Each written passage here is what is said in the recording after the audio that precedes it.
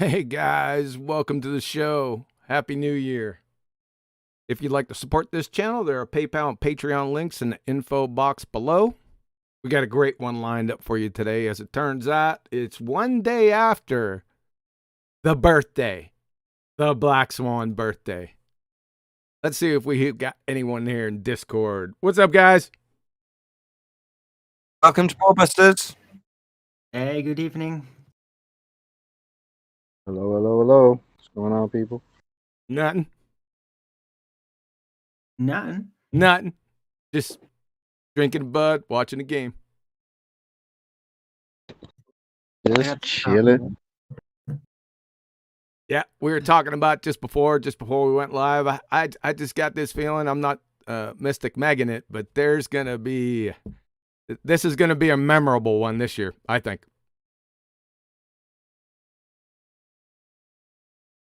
Ether Wars. Uh-oh. Never heard of that. Yes, you have. Adam called it. Yes, you have. Yeah, I have. Yeah, we're not going to mess around with too much ether today. This is a celebration day today. The Black Swan, baby. Exactly. It's left its indelible mark on community that we would refer to as anti-flat earthers, as opposed to your average Joe coffee and Betty bread maker bull-believing normie. Your globe troll trench level fundy has had a very, very bad year. Don't get me wrong, 2020 was pretty bad for everybody in many different ways. But if you're a bull-believing zealot, it was a particularly bad year because throughout all of the debate, they've always had this assertion that the horizon was Earth curve. They used to qualify it with maths and ask us how many feet and inches are missing and why. Now they tell us that nobody claims that the horizon is Earth curve. We don't claim the geometric horizon's visible. The geometric horizon only exists in the maths. Things like that. Devastating year 2020. The year of the Black Swan.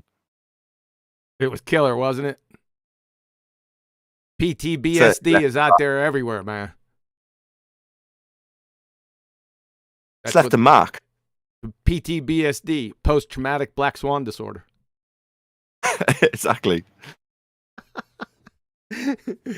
Yeah, it's led to all manner of nonsense from their step and infection. They're still doing. And by the way, as I said, well, like I said, I was lowballing, so I missed this one. I said it would take 9 months for them to actually understand the argument collectively. They don't.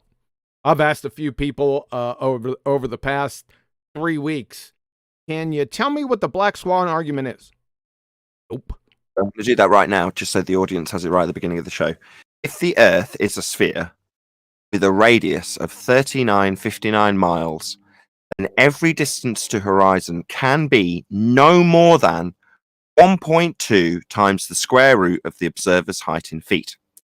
Now, the image blacked the Black Swan, rather, was taken from 1 foot and shows the horizon in excess of 10 miles, way beyond the geometric capabilities laid down in the Modus tolens argument, which has just been presented.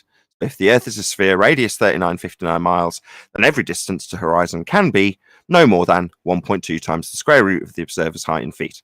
Every time you show a horizon beyond that geometric distance, that's a physical limitation to that sphere edge horizon, and you've debunked the notion that we have a physical sphere edge for a horizon, i.e. you have debunked the Earth as a sphere. The horizon, in simple terms, debunks the Earth as a sphere. Yes, sir. It's just that simple. And the only thing they got is refraction. They don't even they don't understand refraction collectively, right? But they don't even realize that when they do that, when they say or bagak refraction, that they hammer, pummel, and just take the shovel into their own face, their argument. They don't. They still don't realize it. I want to reminisce about that. So I want to take it apart before we do, but I mentioned this on a lot of the debates when you were not there. Reminisce about the conversation we had prior to it be 2019.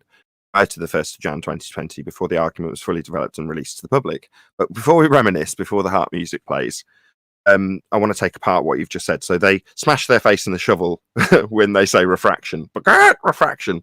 Well, no, because their refraction is 7/6 of the radius value. It's a geometric value. So again, if they parrot the word optical, no, their refraction is standard refraction, otherwise known as terrestrial refraction, 7/6 of the radius value in its standard form. Well, that standard, otherwise known as terrestrial refraction, is requiring an R value, and they derive the R value from the geometric physical sphere edge horizon debunked by the Black Swan, leaving the argument in what we've now fondly dubbed Darwin's paradox. You can't move the horizon with an R value if you can't measure the R value with the physical horizon. It's got to be physical to move the horizon to a non-physical location with its physical R value that you can't measure anymore. It's a paradox, basically. No, you can't just parrot off R, because your R is also destroyed when you say the horizon is no longer a physical location. And when I say physical location, I mean formally blocking boats and buildings with a feet and inches value that you asked us to qualify. Epic. Anyway, to reminisce, the harp music. Back in the day, QE put this argument to me after a video by Taboo Conspiracy 2, now Conspiracy 3, because his channel's been shut down multiple times, not over the Black Swan, I might add. Nevertheless, he presented the Black Swan image, or the video, which would eventually have a still taken from it and get dubbed the Black Swan. We'll come to Karl Popper later. But that was presented with an argument that stated where the horizon was situated in its physicality would place the radius of the Earth at a greater distance than the claimed orbital path of the moon in the heliocentric model. So if you imagine how far they say the moon is away and how far it would circle Earth, that's where your radius would put the outside edge of the sphere. That's where your equator would be, but like beyond that, in fact. So that's the way the argument was originally put forward by Ben. Big shout out to him at Taboo Conspiracy. And through various verbalizations, Quantum Eraser attempted to explain to me the significance of how that doesn't work or couldn't work with a sphere and how that was a very strong argument, but I just didn't get it. So after about 2 or 3 attempts, he eventually formulated it into what is now the Modus tolens argument. If Earth is sphere, radius 3959, every distance to horizon can be no more than 1.2 times the square root of the observer's height in feet. Horizon beyond 1.2 times the square root of the observer's height in feet. Therefore, the Earth not a sphere. Once it was presented to me in that manner, I got it instantly, and I was like, "Do you realise the significance of this?" It's like, yeah. he formulated the argument, but it was just very significant to me. And one other person I'll give credit to here, because of something I'm going to demean us both for, which is Spurs. Spurs quickly got it. It took a while to actually hear the argument. I wasn't paying attention to the shows, but once he heard the argument, like me, he got it immediately and recognised how important this argument was. And he and I got into a discussion about it, right? Bearing in mind that he'd picked it up after the fact, and it was already beyond where we'd guessed people would get the argument. So I was very low. I'm like, oh, I'll get it instantly, you know. And Spurs, after he'd come to the argument 2 or 3 months later, and I already knew that people weren't getting instantly, declared that people will get this instantly, right? Why wouldn't they get it, says Spurs. I'm like, no, mate, it's going to take them a while. And he protested and told me how simple it was and how important it was, just like I'd done with John, which was quite... But there we go. Yeah. Memories. That was a year ago, right? A year ago. Oh, we got an echo going on. Who is it?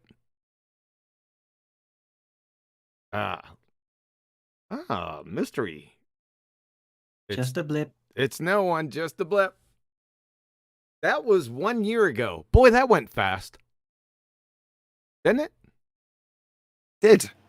Well, I was well into 4 or 5 months into 2020 making Black Swan videos, and then all the COVID stuff blew up.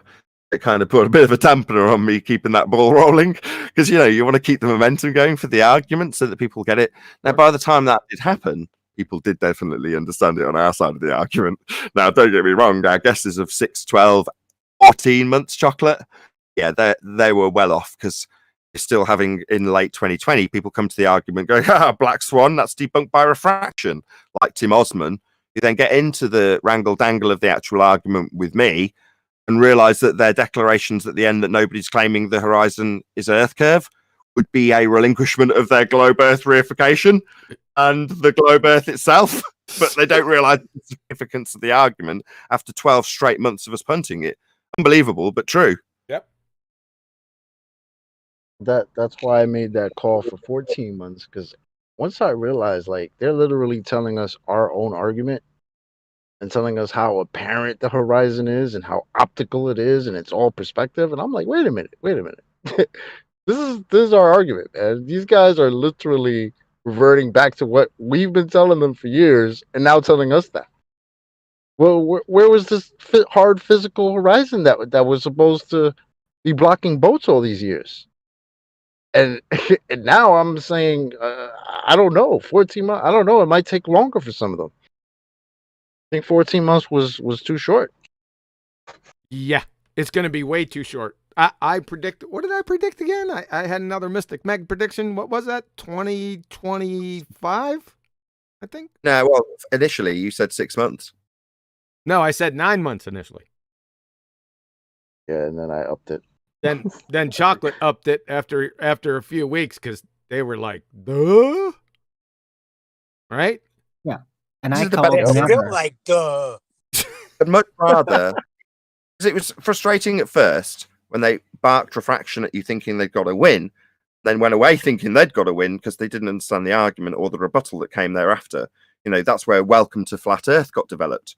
The reason we have Welcome to Flat Earth, because the Black Swan argument is so powerful that in an attempt to debunk it on the globe side, you'll end up making declarations like, nobody claims we see geometry, or nobody claims the horizon is Earth curve, or the horizon as a geometric physical point only exists in the maths. You know, all of these are very devastating declarations from the globe side.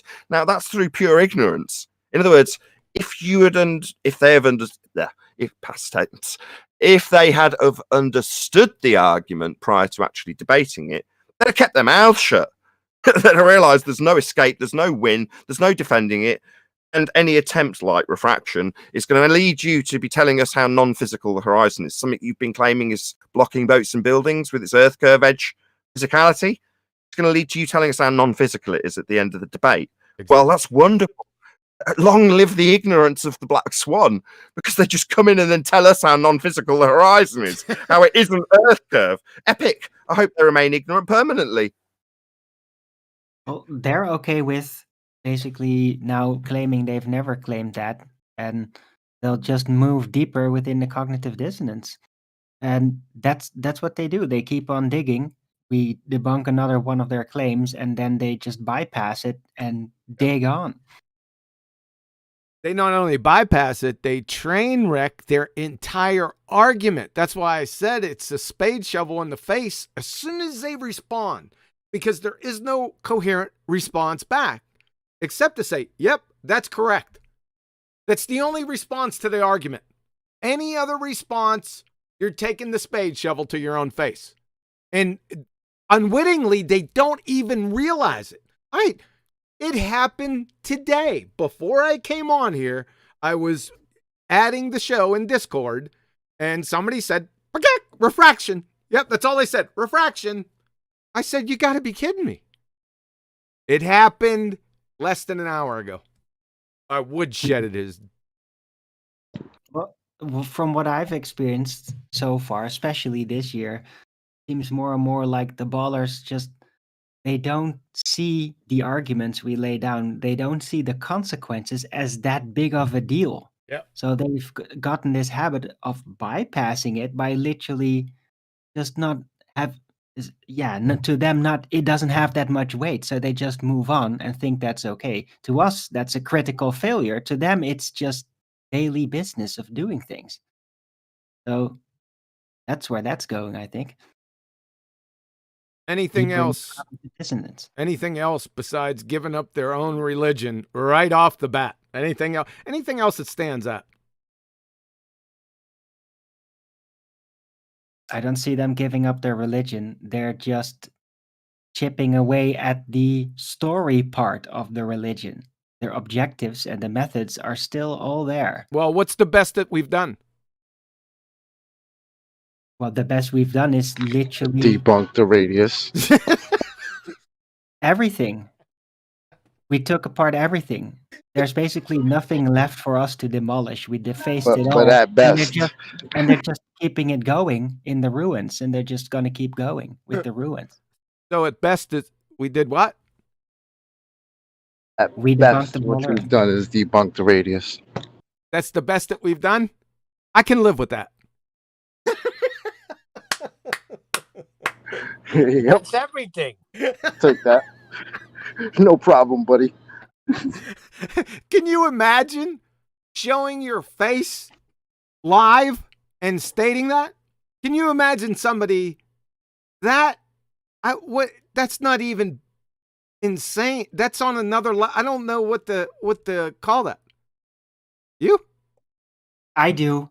It lies within the realm of sophistry because he didn't actually mean what we caught out of it, even though those consequences are naturally there by him saying it. But to him, it was just detail work. And they do this shit all the time. They just mock up because they think from a winning position standpoint, just going in their sophistry, and then they make these types of remarks. And we're just looking at, you guys are insane. Because you don't even realize like how feeble the grounds are you are resting on. And they don't just keep on going anyway. So they live in another world, in a world of cognitive dissonance, constant. Indeed, and it's painful. In the concise rebuttal to the Bagag, just to round this bit out, I don't know where we'll go from here, but is if the horizon is refracted, it's not geometric. Yep. We only have one horizon. The horizon in the geometric globe Earth model is geometric. Yes. Need a geometric horizon to have a globe Earth model, and if it's refracted, it's not geometric. That's the end of their argument. That is essentially Arwin's paradox. Can't both be refracted non-physical and physical geometric at the same time. It can't represent both things, and we've only got one horizon. Yep. That's it. Right. But And why the don't actual they say that? paradox. Well, the actual paradox lies in that they will forward terrestrial refraction as part of proof for the radius, yet in terrestrial refraction, the radius value is assumed. And that is really what makes it a technical mathematical paradox for the proof. Yes, exactly. Yep. We're going to get to that here in the presentation. Not only is it assumed, but isn't it a category error? Because first you were talking about light. Now you're talking about the size of the actual physical curve of the Earth. Yes, it is a category error. Yes, exactly. They're two different things. You can't get a geometric radius from a refracted value. Duh. It's just that simple. Every time you Bagag refraction, we're going to get to that here in a couple minutes, you train wreck your own argument. And then you laugh like you've won. It's Mr. Magoo on steroids. It happens constantly. It happens every day. I put this argument out almost on a daily basis now. Hopefully They by ain't now. getting it. Hey, Neil. I ain't getting it, you're right. But hopefully they've seen enough, even if they still don't get it, but when somebody who they might consider competent comes to debate about the subject, ends up saying something that absolutely demolishes the concept, philosophy of being on a sphere by their own declaration. That's what debating the Black Swan leads our opponents doing. So, if nothing else, I would hope that if they don't still understand the argument, they recognize that that's what happens when they debate it, especially if they don't understand it. And if they did understand it, they just wouldn't debate. And that's why there's been a fair bit of silence from them, right? During debate 2020, wouldn't you say, on Flat Earth Debate, those who are on the panel regularly? I agree. Very quiet. Only the most tenacious, rumpusing types of individuals have really come on, and the trolls. There's a lot of the older baller debaters that haven't really returned at all. They all just went away. Because they're probably not up to the task of even trying to defend it anymore, or they're not willing or incapable of going into that deep level of cognitive dissonance. Maybe it's just too difficult for them now. Attention Or on they recognize that they can't win the argument. So, for early 2020, certain people responded with certain rebuttals. obviously we trim them out and we put them on videos and we've played them ever since, quoted them at nausea. So there's going to be a fair few of them that'll go, I want no part of that.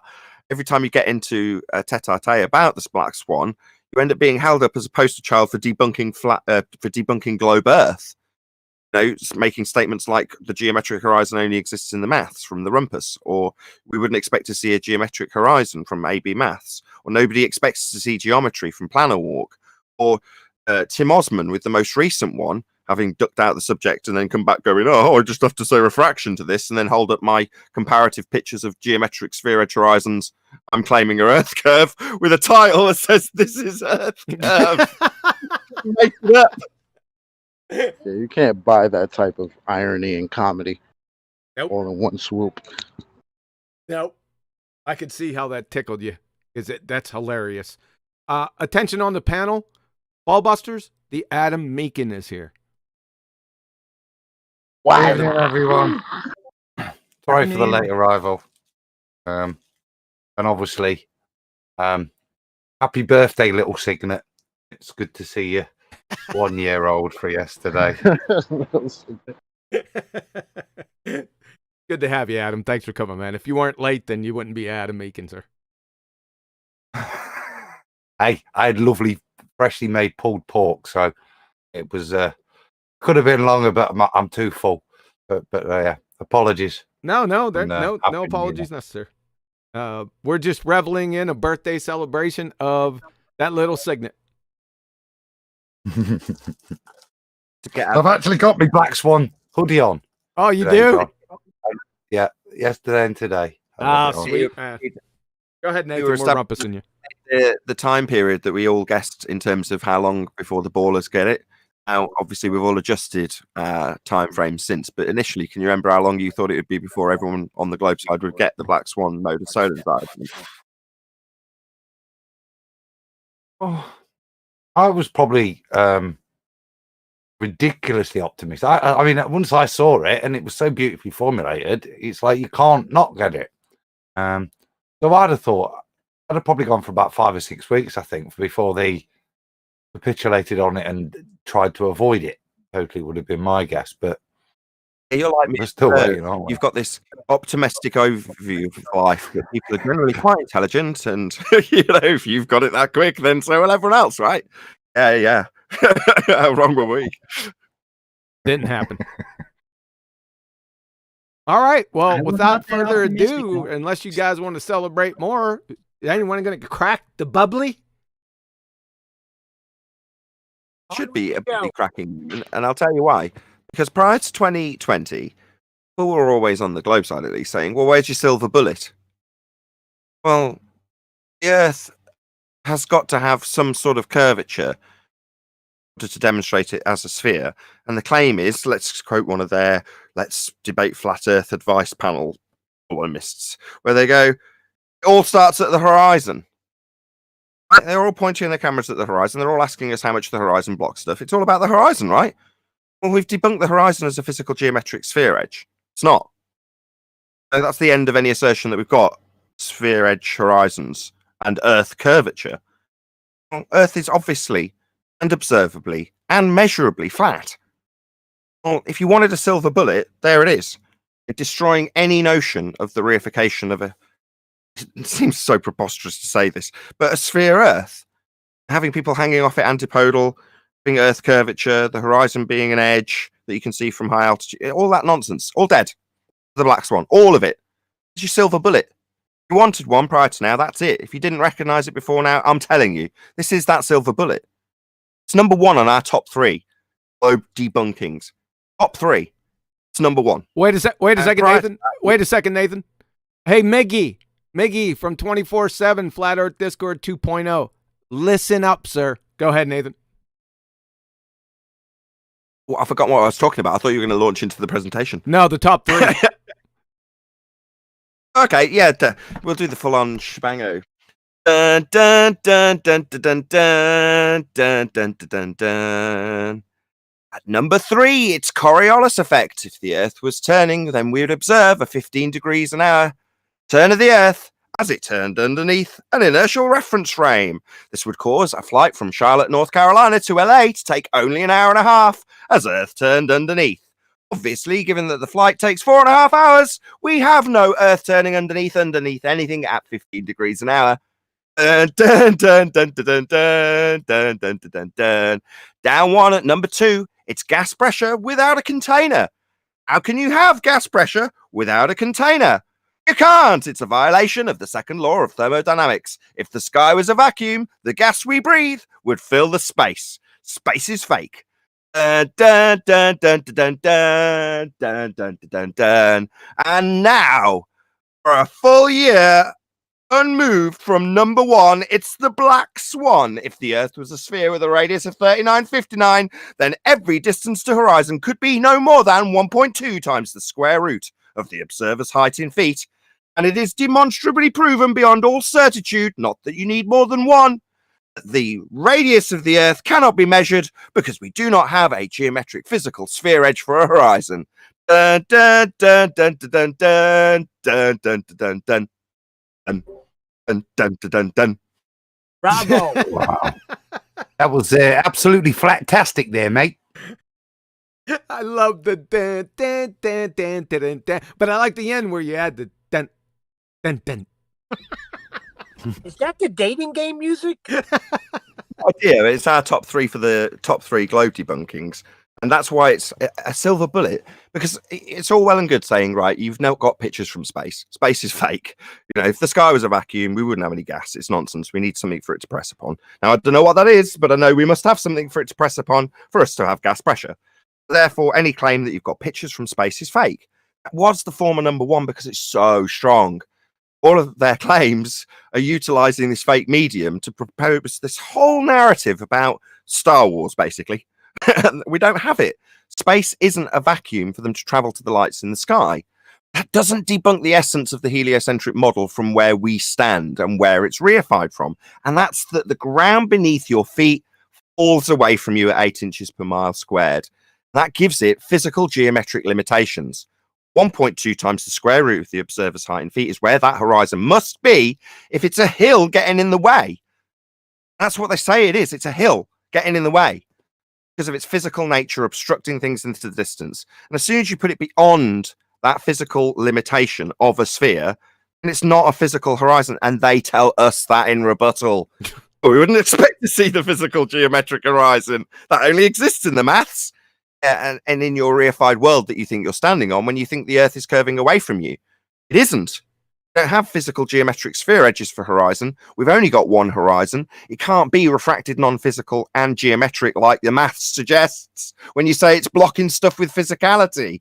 That's why the black swan is that silver bullet. And it's very important that people after a year recognize the significance, why it's the number 1 argument that we would ever propose.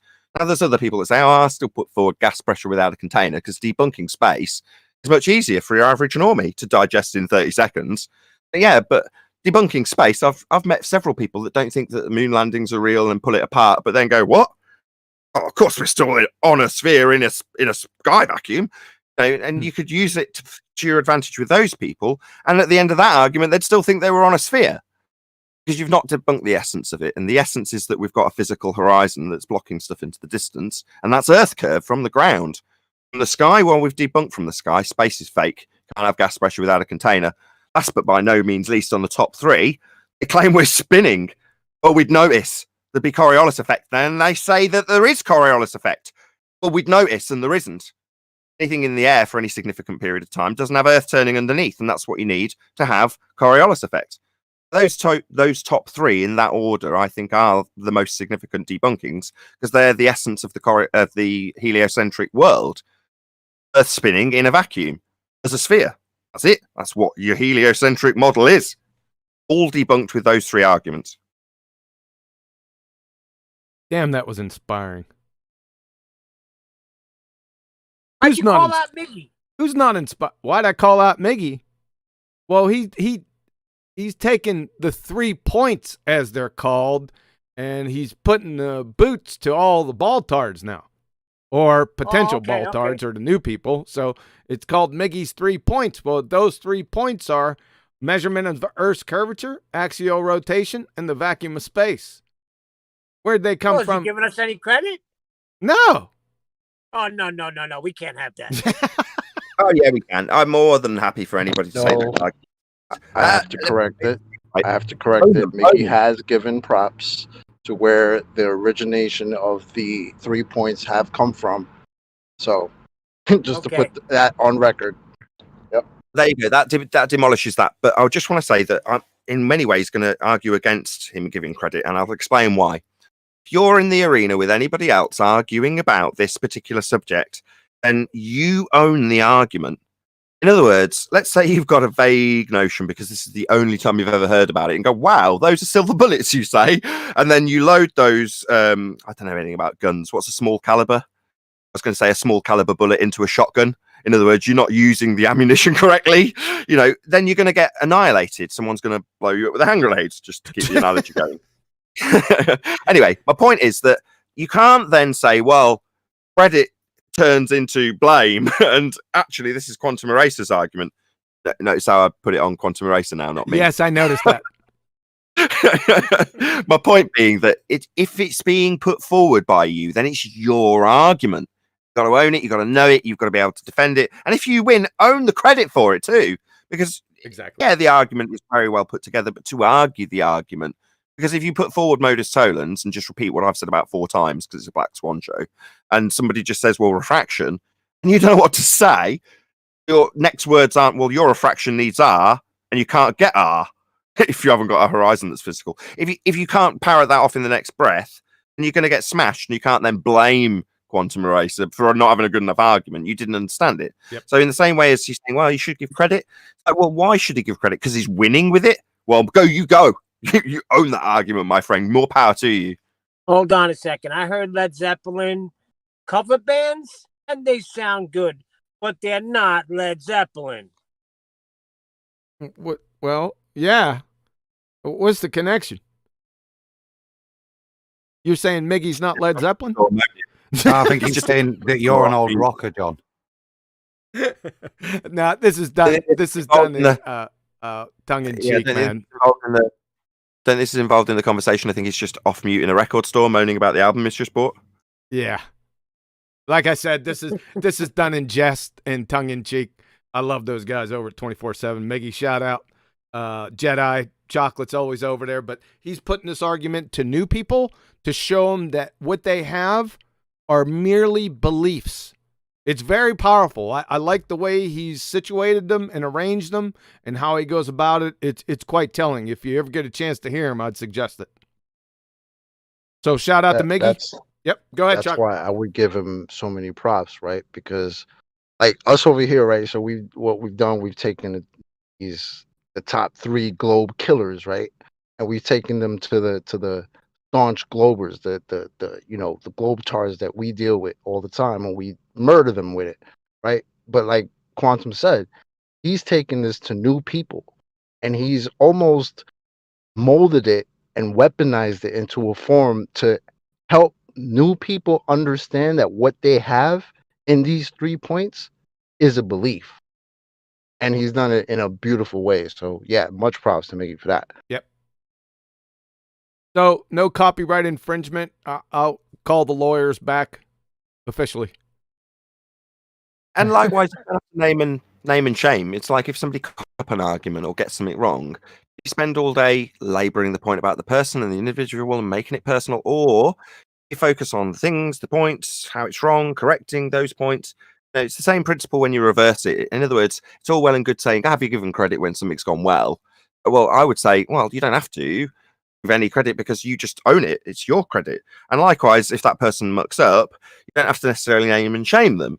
You can just highlight what's been done incorrectly rather than laboring the personality and the person that's got it wrong.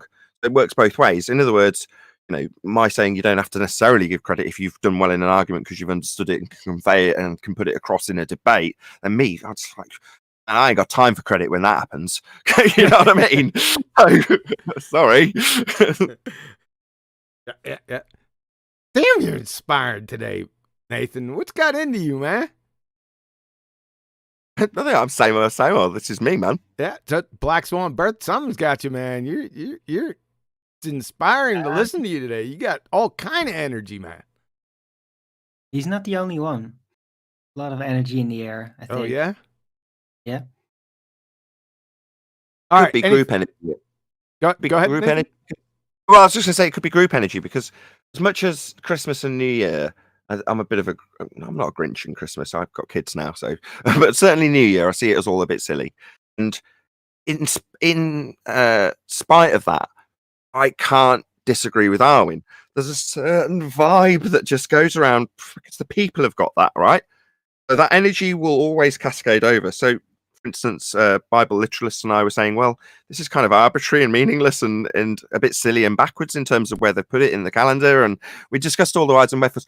But then both of us, following that stream or in a different stream later that day, we're still there putting our little emojis with, blowing out candles and blowing up balloons and saying Happy New Year to people. In other words, you're still caught up in it, regardless of how much you want to be miserable about it, in my case. So it's like there is just a positive energy, right?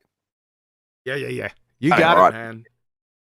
Right. You got it. You're infected. You're on fire. Yeah, hey, and I could even theorize colloquially about it that a lot of people are like finally getting back to their normal rhythm because a lot of people are like having to do this vacation stuff, and you might be surprised that a lot of people are not very comfortable with doing that, and then it's a great relief to go back to normal again. So we might even be riding a bit on that wave of energy as well. Well, thank you. I needed a breakdown. I need a chemical breakdown of the inspiration. More like a spiritual one. All right, Not we ready to get into it? Yeah. Let's do it. I'm excited. All right, let's do it. This, Yep. Let's go. Mike Discipline. I'm going to roll through this like I did the other day. I'm going to skip some parts where I think that I went over them enough times. If you haven't got it by now, listen, go to the playlist. There are a bunch of listed Black Swan presentations. You can go catch up on them. But I am going to skip certain parts because I think they're irrelevant at this point. However, we're going to start off at the base. Hold on 1 second. What's up, honey? Dinner is 5. You want to say hi? Those cue cards with the picture with the girl holding the doll with the balloons around her and all the different color cards. Technical difficulties. They weren't technical difficulties. She wanted to ask me in the middle of the show what time dinner was. That, in TV terms, that's technical difficulties. Oh, it is? Yeah, definitely. All right. So, back to the regularly scheduled programming. The horizon. It is the baseline, like we were talking about before, of the entire argument. It's very simple. From their alma mater wiki. The horizon is the apparent line that separates Earth from sky. From Merriam-Webster, the line where the Earth seems to meet the sky, the apparent junction of the Earth and sky sailing toward the horizon. And from Oxford Dictionaries, to put a capper on it, the line at which the Earth's surface and the sky appear to meet. You'd be surprised that some people don't know what the definition of horizon is. I'm telling you, I've heard it over the past 4-5 months. So I don't know what's going on out there. Mainlining fluoride or living too close to power lines. Something's up. Come on, people. We know these simple definitions, and we have to define our terms so no one gets confused. Right? We got a couple more. Let's go with the U.S. DoD horizon. In general, the apparent or visible junction of the Earth and sky. That's a shocking surprise. As seen from any specific position. Also called the apparent, visible, or local horizon. Okay, well, that's a new term. The local horizon, what's that? Well, National Geographic comes to the rescue. They are the subject matter experts in this area. The local horizon, also called the geometrical horizon. What is it? It's the visible boundary between the Earth and sky. I don't know how many people over the past year have told me and us that the geometric horizon is not visible. What in the world? So you're just making stuff up. you're busted, right? We all know it. Everyone that can fog a mirror knows it, but they'll continue to do it. I can't wait. Oh, why is it apparent or not actually? That's what apparent means. In this context, it's not actually. That's what the word means. That's why they call it apparent. Number one, it's well duh, because the sky and the ground or sea never physically meet, right? Making it apparent. And number two, because of the observer's height. It changes due to your height. What can obstruct, obfuscate, or obscure the geometric horizon? Well, there's some things out there that can do it. Weather, atmospheric, waves, and tides are the biggest ones. The geometric horizon can never be more than. This is very important now. We're talking about strictly geometry. Geometry, get it? The geometric horizon can never be more than 1.225 times the square root of the observer's height in feet. Now, it can be closer than that due to many reasons, and I went over them a few up here. No problems with it being closer than that, but it can never be more than, like I say right here. On the ball-tarred ball, the geometric horizon can never be more than, no more than what its geometric constraints allow. Makes sense, doesn't it? It's based on the observer's height and the radius. To confirm this, we'll go to Andrew Thomas Young, the subject matter expert from San Diego State University, Astronomy Department. If h is in meters, that makes the distance to the geometric horizon 3.57 kilometers times the square root of the height of the eye in meters, or about 1.23 miles times the square root of the eye height in feet. If we need a confirmation from that, we got the University of Washington. So for all practical purposes, we can estimate the distance to the horizon using 1.22459 times the square root of h. Or perhaps even more simply as just 1.2 times the square root of h, which gives the distance in miles when h is in feet. So there's no problems here. This is just basic geometry. That's it. You can't get around this. There is no counter arguments to this. It's just what it is. The death of the ball-tarred spinning space monkey religion. Again. If the Earth is a sphere with a radius of 3959 miles, then every horizon distance measurement must be no more than 1.225 times the square root of the observer's height in feet. Here it is, baby. The Black Swan. It's over. It is OVER. Observer's height's 1 foot. Distance to the geometric horizon is greater, or the distance to the horizon is greater than 9.41 miles. Why? Because the platform Hill House is 6.21 miles away. Platform Habitat is 9.41 miles away. It's obvious to everyone that can fog a mirror, even the legally blind, that the horizon is beyond the platform habitat at 9.41 miles, making it at least 10 miles away. It's much further than that, but at least 10 miles. But remember, the distance to the horizon maximum for a sphere with a radius of 3959 miles is only 1.22 miles. So 1.22 miles, it's not in this photo. And that's where it has to be, but it's 10 times further? No. It just destroys the geometry of the Earth. It's just as simple as that. I put 5-foot observer height. It doesn't really matter what the height of the observer at the taking this photo was. Even though it's 1 foot, it really doesn't matter because I can have them on a friggin' ladder at 35 foot at the beach. And the maximum distance to the geometric horizon is still 7.24 miles away, so that would be in between the platforms. You're still dead. It's over. At 35 feet, people. And everyone can see if you watch the original video. By the way, is in the description of this video. Shout out to BMLSB69. That's Bo. His original videos are down inside the description. So shout out to Bo. I forgot about you initially, sir, but I always catch up with you. Now to the argument. It's a simple modus tollens. Simple deductive argument. I chose modus tollens. Holy shnikes, this is going to leave a mark. If P, then Q, not Q, therefore not P. If the Earth is a sphere with a radius of 3959 miles, P, then every horizon distance measurement must be no more than 1.225 times the square root of the observer's height in feet, Q. Not Q, because the horizon distance is greater than 9.41 miles. We'll get to that in a moment. Therefore, not P. The Earth is not a sphere. That's it. The ball tard spinning space monkey community. Allow me to introduce to you your Black Plague. There she is. The Black Swan, baby. Isn't she a beaut? I think so. Let's see another one.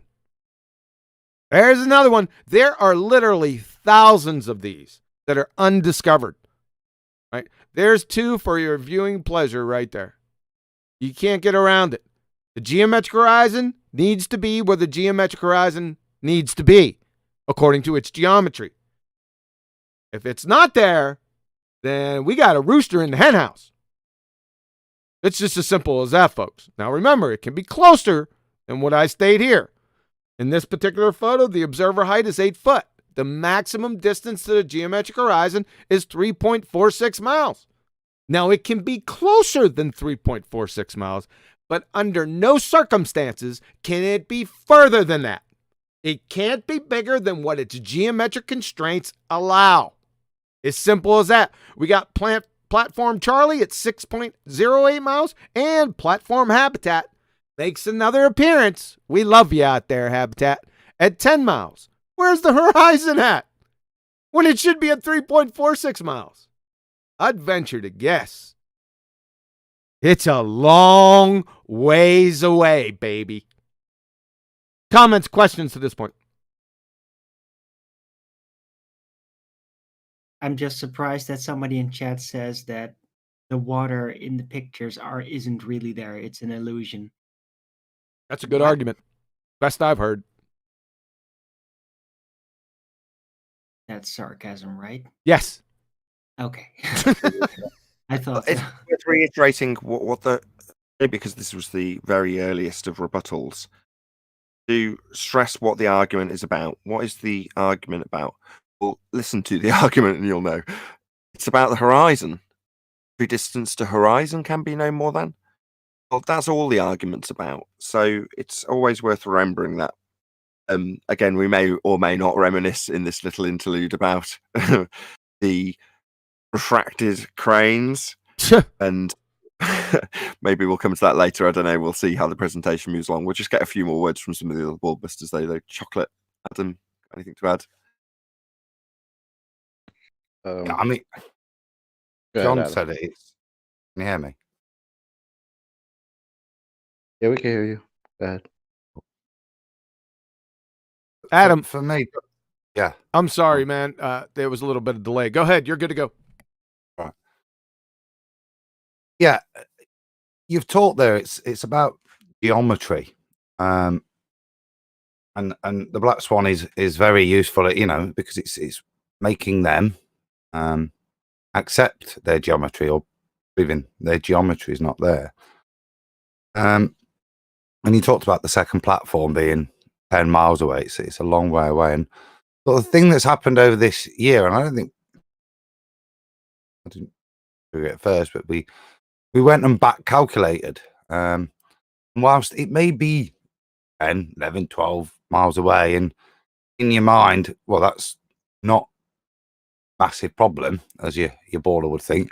Actually, the reality, mathematically, with geometry, it is a ball, is even more devastating for them, because, as you said, if we just took the 10-mile platform, that means their sacred R value has to change to 264,000 miles, further than to the moon. And that, again, if you're going to paint this as a ball, is the reality that if you're going to have a geometric horizon, that's the reality of the implication of seeing it there. That's how big your R would be.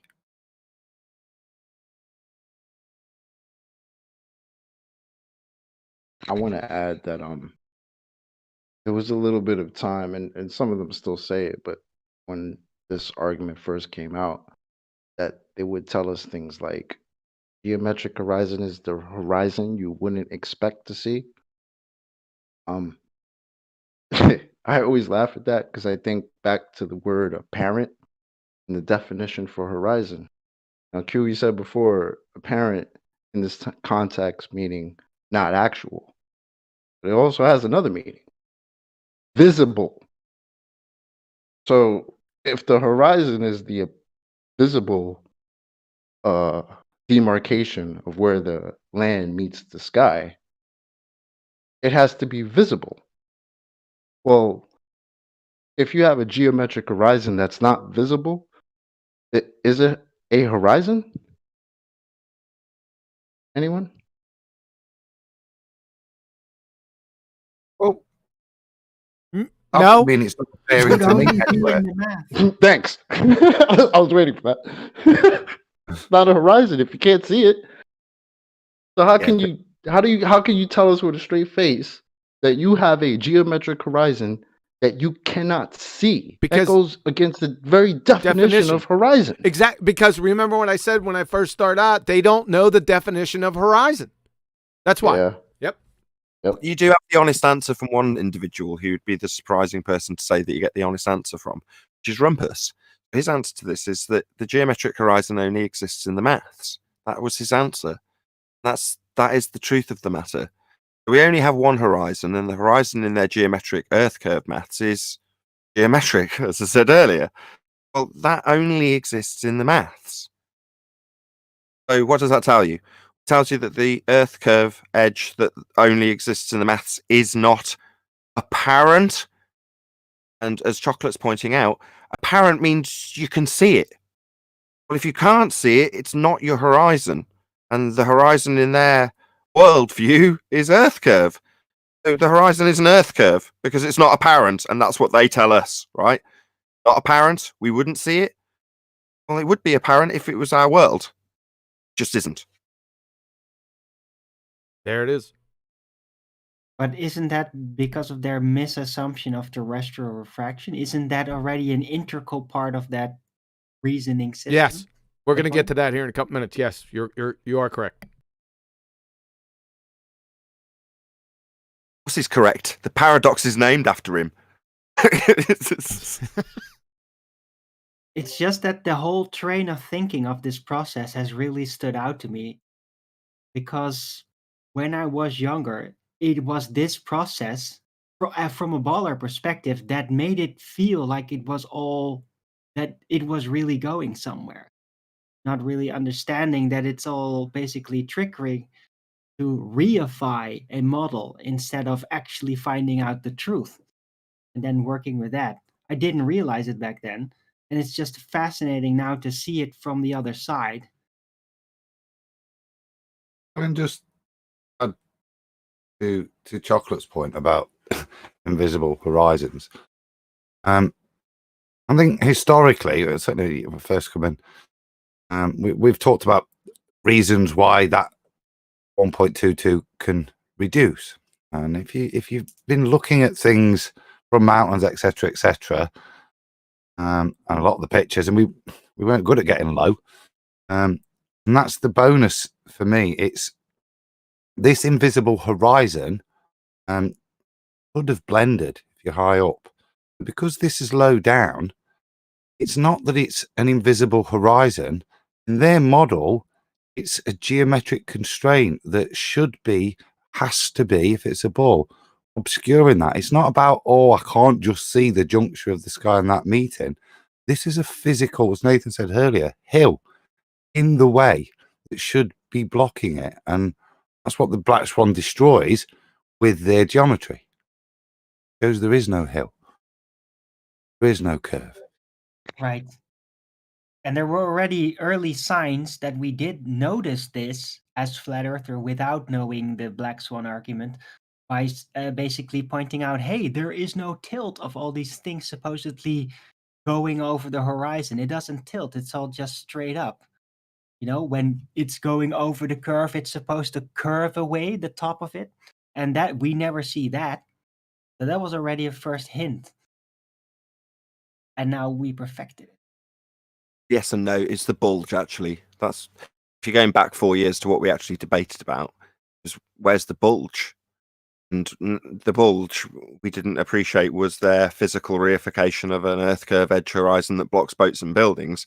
And, you know, when that's the Black Swan again, I'm scratching my head. Why do they all go very silent, or very specific people go very quiet when you start asking them about the bulge?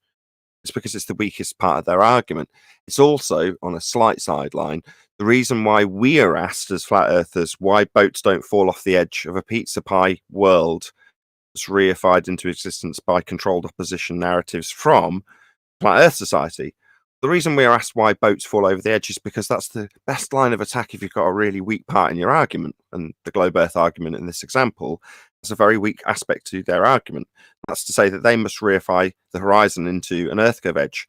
That's the crux of their argument, right? Everything starts at the horizon. Well, if your horizon isn't actually physical or an Earth curve edge, better to ask anybody who might challenge you on that particular fact, like with the Black Swan, boom, boom, that your horizon edge is going to become something that we can ask you to prove. It will keep you distracted from our horizon edge of a world that boats are literally falling over in their maths. How much is blocked from the bottom in feet and inches is boats falling over their horizon, the physical horizon. That's why they ask flat earthers about boats falling over the edge, so they can ridicule us about that, and we are preoccupied with that rather than focusing on their edge, because they have, as globe earthers, literally got boats falling over an edge. Their edge is their physical horizon, and it's not physical. Black Swan's debunked it. Right. It's disappearing behind the blocking curve, as it were. That's what they see it as.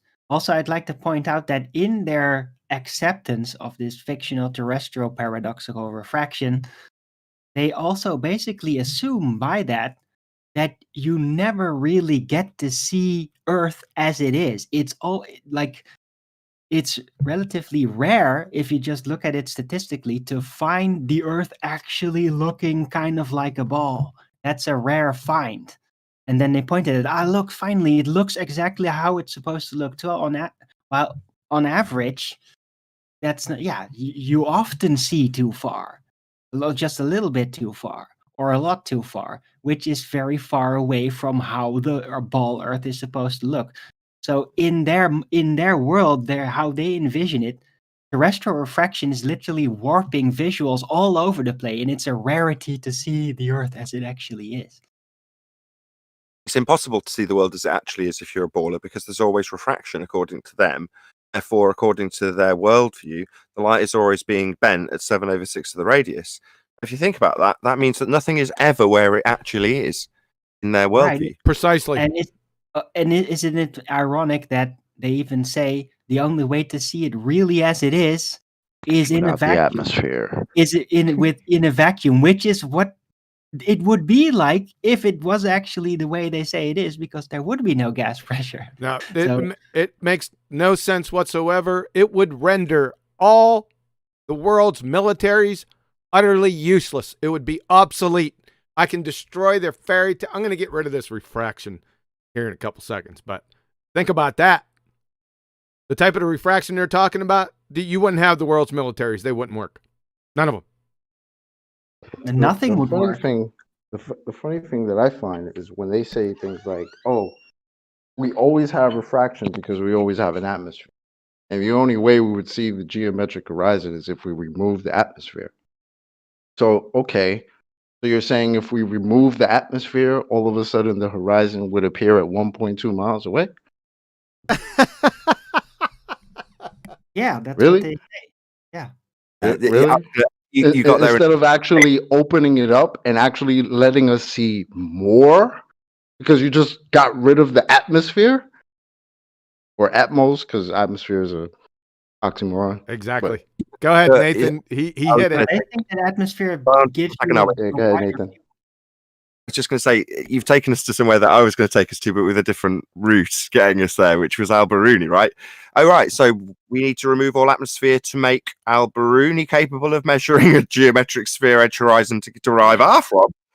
Aren't you Exactly. moving the horizon with the R that he derived just up a mountain, right? He didn't suck out all the air. The sky vacuum didn't suddenly obey the laws of thermodynamics that day. Right. think He just Candy assumed chocolate, it. yeah. Just Chocolate's more eloquently making the point I was trying to do with the numbers. And the way you've put it makes a lot more sense. You know what I mean? There is that lump there. There is that hill there. What you're saying, Baller, then is you get 7/6R, which means I can see 10 plus miles.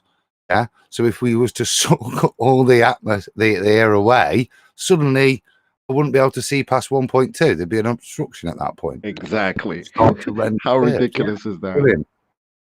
Yeah. It's bass backwards, like it always is, right?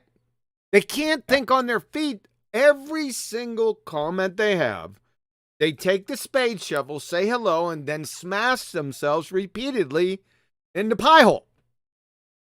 They just do it every single time. You can just sit back and wait. That's why I always say, just let them speak, and they'll do your work for you. It happens every day. Come on to Betty server, Science versus Pseudoscience, or 24/7. Happens daily, every single day. And people laugh at them, and yet they still come back because they're fanatical religious zealots. That's fanatical religious zealotry, folks. There you go. We ready to roll? Good. Let's do it. Let's go back. Let's see what we got here. Happy New... Boy, that was last year. Yeah, we're not going there. Potential debunks, there aren't any. I listed them here. I'm not going over them again. This is friggin' hilarious. I've had this presentation in from day one. This photo in my presentation. This is from BMLSB69. Shout out to Bo again. 4 days later. Right? I don't know. It's got to be in the mid hundreds. How many times I got this photo thrown in my face and said, there you go, QE, you're debunked. They don't even know what they're doing. They've never watched my presentation, which, remember, one of the first things is you got to know your enemy, right? Ball tarts. You haven't watched any of these presentations, or if you have, you still float this mind-numbing argument. Guess what this is? This is a black swan. But you don't know that.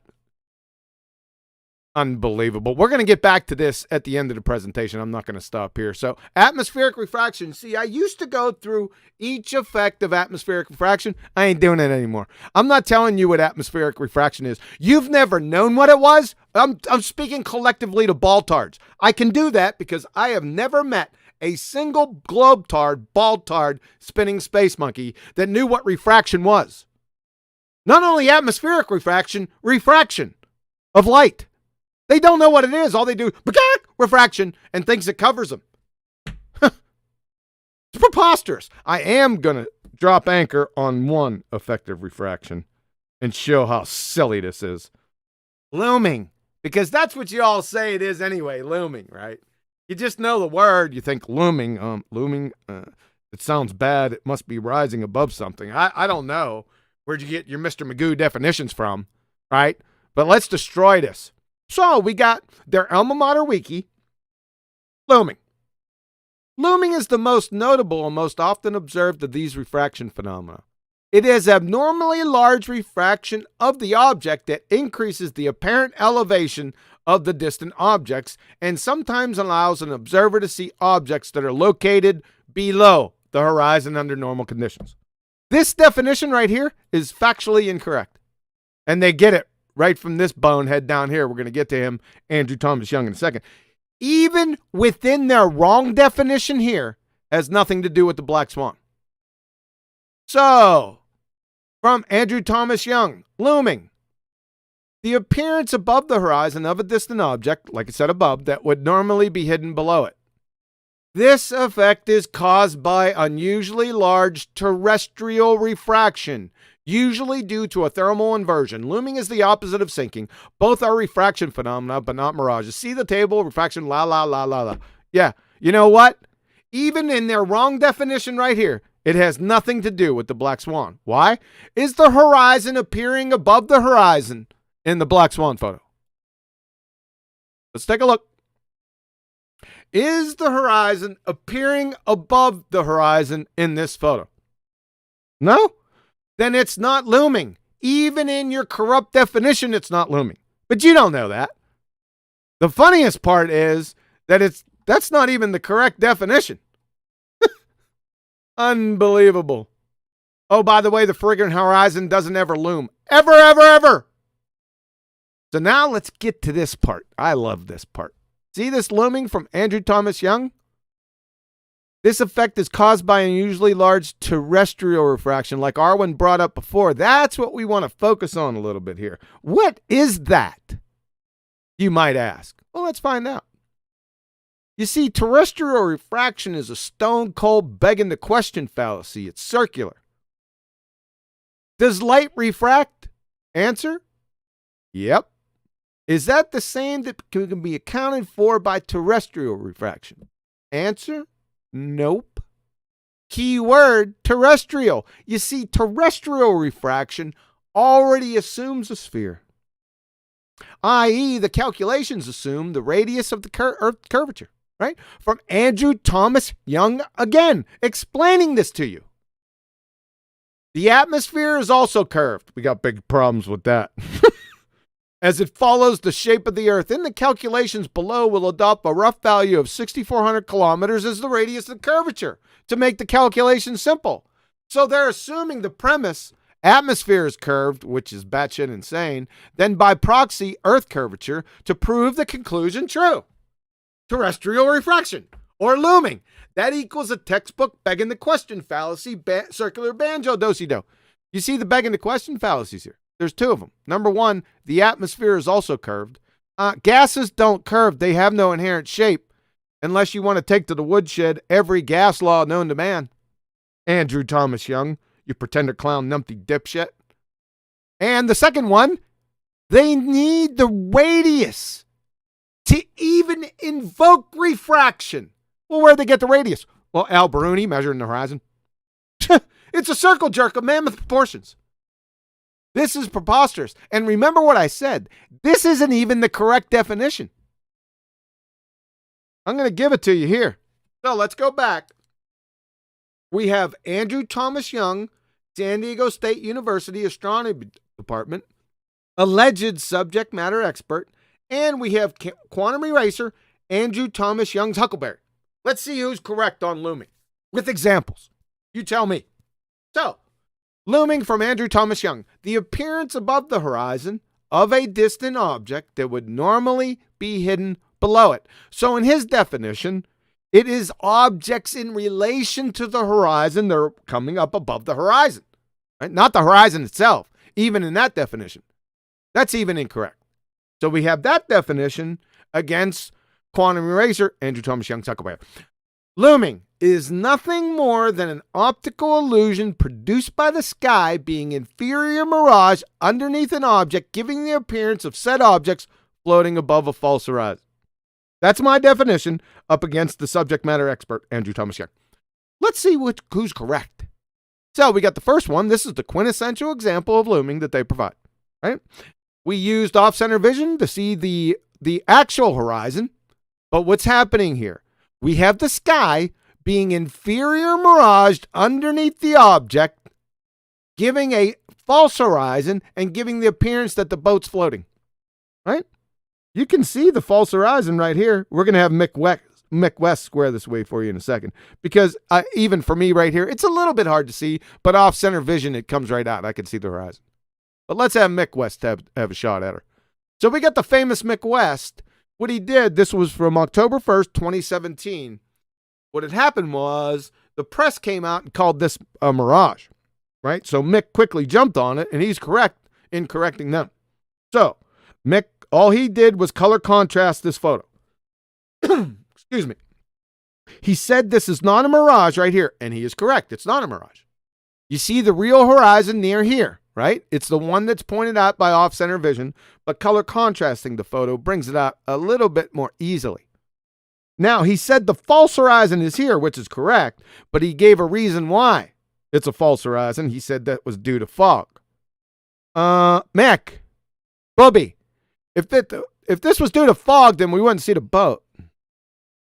You haven't thought this one through. But everyone sees what I'm saying here. So whose definition is correct of looming? Andrew Thomas Young, the subject matter expert, or his Huckleberry quantum eraser? That's rhetorical. We'll do another one. Looming. This is taken from the Scottish Open, right? We'll look at the left-hand photo here. You don't even really need this one on the right because you can see where the actual horizon is in this photo clearly. No off-center vision needed, right?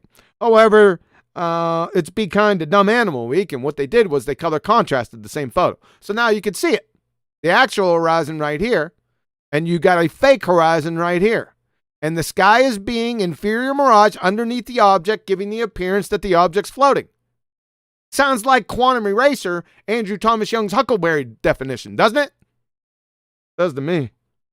And finally, Betty's fair. Hey, shout out to Betty. She couldn't make it today, but happy holidays, love. So, she said, as soon as she seen this photo, she said these boats were raptured. I thought that was pretty funny. They looked like they were going to, but let's see what we got going on here. Well, what do we got? Let's see. We got a fake horizon. You can tell that this one's fake before the objects, right? Because it's fragmented. Right then and there, you know that that's fake. You don't even have to use off-center vision. I can see the horizon right along here. I hope everyone could see that on the video, right? So what's happening here? Well, you can see the clouds collaged that is reflecting being inferior mirage underneath the boats. Right? It's clear to see. Giving the impression that these boats are floating with a fake horizon. Whose definition is that? That sounds like quantum eraser's definition. So, in conclusion, with looming, remember, Andrew Thomas Young, subject matter expert, the appearance above the horizon of a distant object that would normally be hidden below it. That's incorrect. I just gave 3 examples of it. Right? There's many more examples. And my definition is correct. Just that simple. To go over it again, looming is nothing more. This is from Quantum Eraser, Andrew Thomas Young's Huckleberry. Looming is nothing more than an optical illusion produced by the sky being inferior mirage underneath an object, giving the appearance of said objects floating above a false horizon. Yeah. Every single example that I've showed, that definition holds true. And it's the correct definition. There is no argument against it. Andrew Thomas Young, you're a pretender clown, numpty dipshit. And anyone who's saying, refraction, you're screwed right here. That's it for you. It's over. We don't need to get in any detail about the geometric horizon and the refracted horizon. You can't get a geometric horizon from a refracted value. We don't even need to go there. You're dead right here. Comments, questions?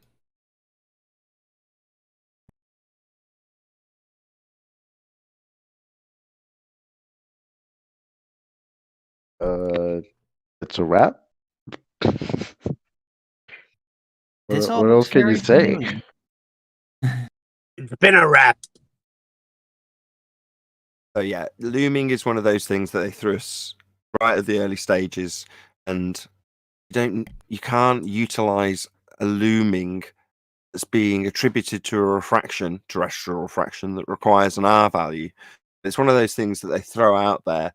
They don't quite parrot it in the same way as refraction, but they're utilizing this non-effect and then describing it as things that are, again, I don't know if paradoxical is the right word, but, moving the horizon with respect to the horizon. Andrew Thomas Young, it's just a joke, right? And these are their high gurus. These are their high priests. It's nice though, eh, QE?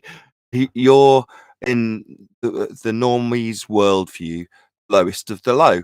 You're educating these people as a flat earther, and that does bring a wry smile to my face. I'm telling you. You're very welcome, sir. And I ditto that because I'm smiling too. It's. I mean, I look forward firstly to seeing the correction in the optics manual.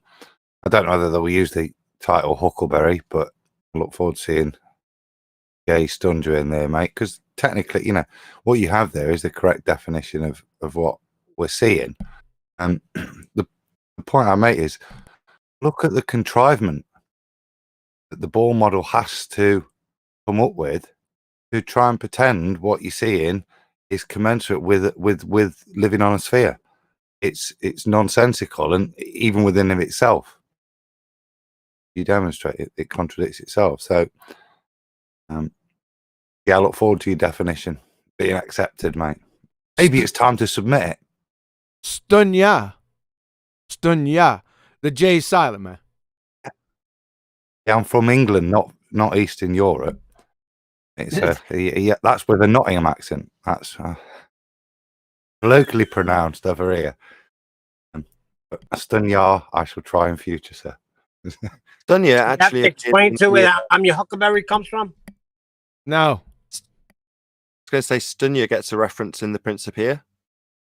In the Principia. You're done anyway. You already conformed to the Principia. You did it. I just listened to your video today. You said Principia and then tried to get low. I gave you a knowing nod. I said Principia and then gave you a knowing nod. It was right in the middle of a point too, which gave it extra comic value. Yeah, you did. Prince Skippy. Yep. Anything else on this? This is about over with. Do you want me to go over a little bit on Alberuni? Just to tidy things up? Can I just point out, it's Go ahead. funny when you read this Andrew Thomas Young guy, because he just says, oh, we'll just adopt a rough value of 6,400 kilometers as the radius of the Earth.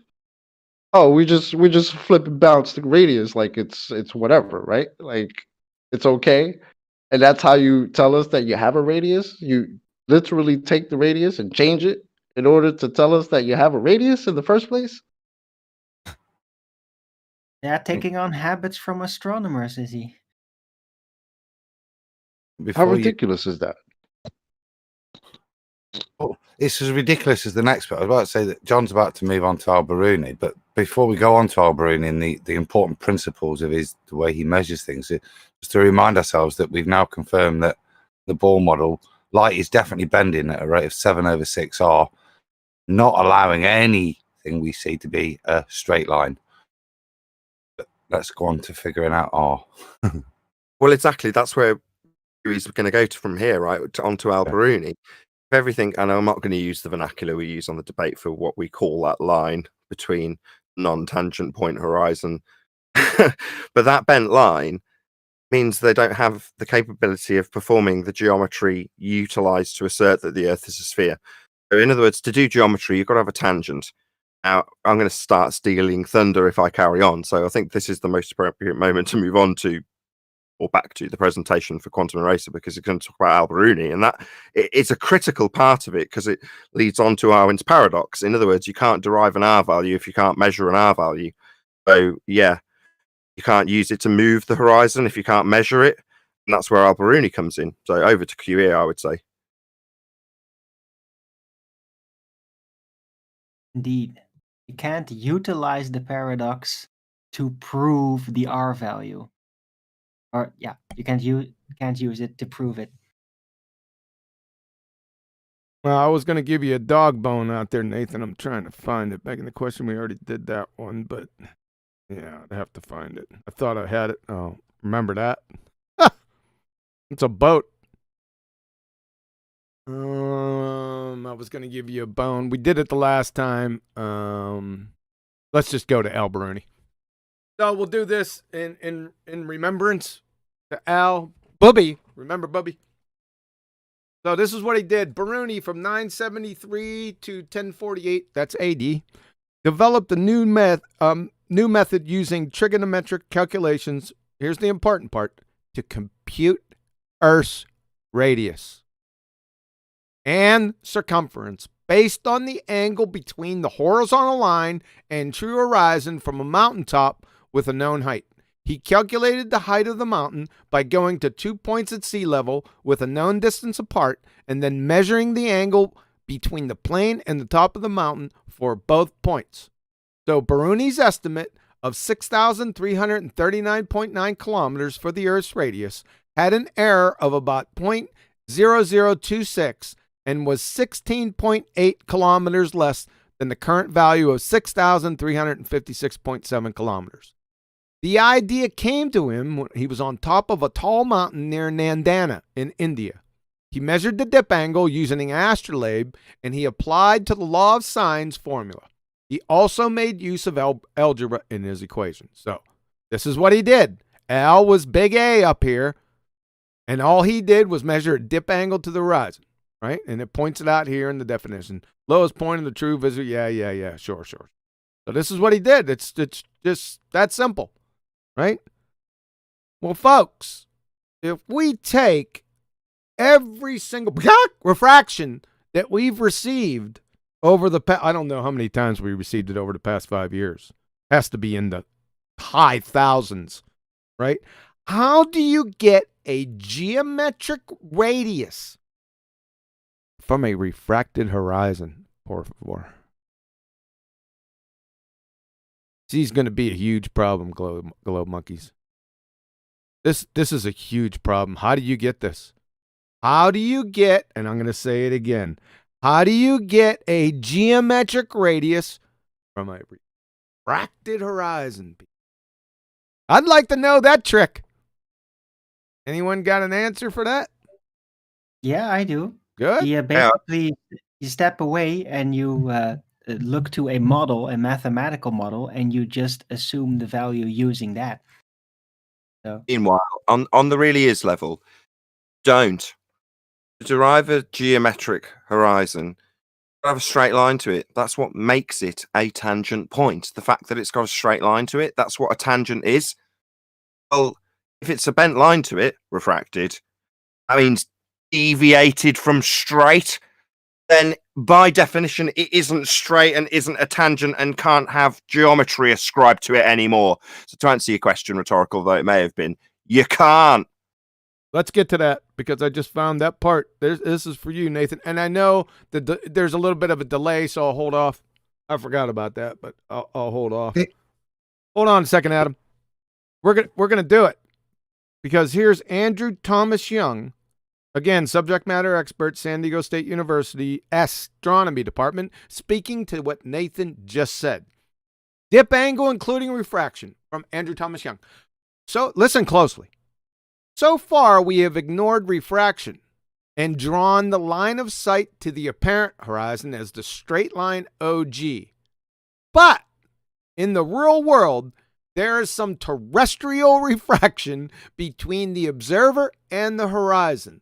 The line of sight to the apparent horizon is not straight, but curved. See that part right there? See that? So let's try to allow, you're going to allow for that curvature. Number one, apparent horizon is painfully redundant. He doesn't know what he's talking about. We already went over the begging the question fallacy terrestrial refraction with gases being curved over their non-curve Earth. Gases don't curve. Like I said, you bash in the face every single gas law known to man. So they're assuming everything. There's two assumptions in here, begging the question fallacies. And you, like I said, this kills it. You cannot invoke terrestrial refraction, which at its foundational base has R, ascertained by Bubby Alberuni, who based his calculations on a non-refracted horizon to calculate the geometric radius of the Earth. To explain a line of sight to the apparent horizon, which is redundant, that is not straight, but curved, refracted horizon, using that R value. This isn't just your average circle jerk, people. It instantly becomes the colossal, convoluted, circumdicular, crossway, breezing, crackhead, circuitous crankshaft of the cycloidal psychotic centillium. You're through. And that speaks to Nathan's point. So we'll wait for a couple seconds while he catches up, and we'll let him go at it. Yeah, exactly. It's what ends up in Arwin's paradox. You can't move the horizon with an R value, bend the line of sight to the horizon when the line of sight to the horizon has been derived by having a straight line to it. So it ends in a paradox. You then no longer have a straight line to a horizon, and you no longer have a physical horizon. So in his first statement, Andrew Thomas Young says, until now, we've drawn a line of sight to a point that we can't see. He says that it's an apparent horizon. It's like, well, if you're telling us how the line to it is bent, i.e., it's no longer got a straight line to it, you can't derive the R to bend it with your description because you've no longer got an R value. Happy birthday, Black Swan. You deserve it. They'll have to invent a whole different type of bent line geometry for this one. Wish them the best of luck. Say it. Just say it. Just say it. But Donkey That was would my know point it. before. Just there, Alberuni actually states it, and he's not using Pythagorean basic Sokotoa. He says he's using the law of sines,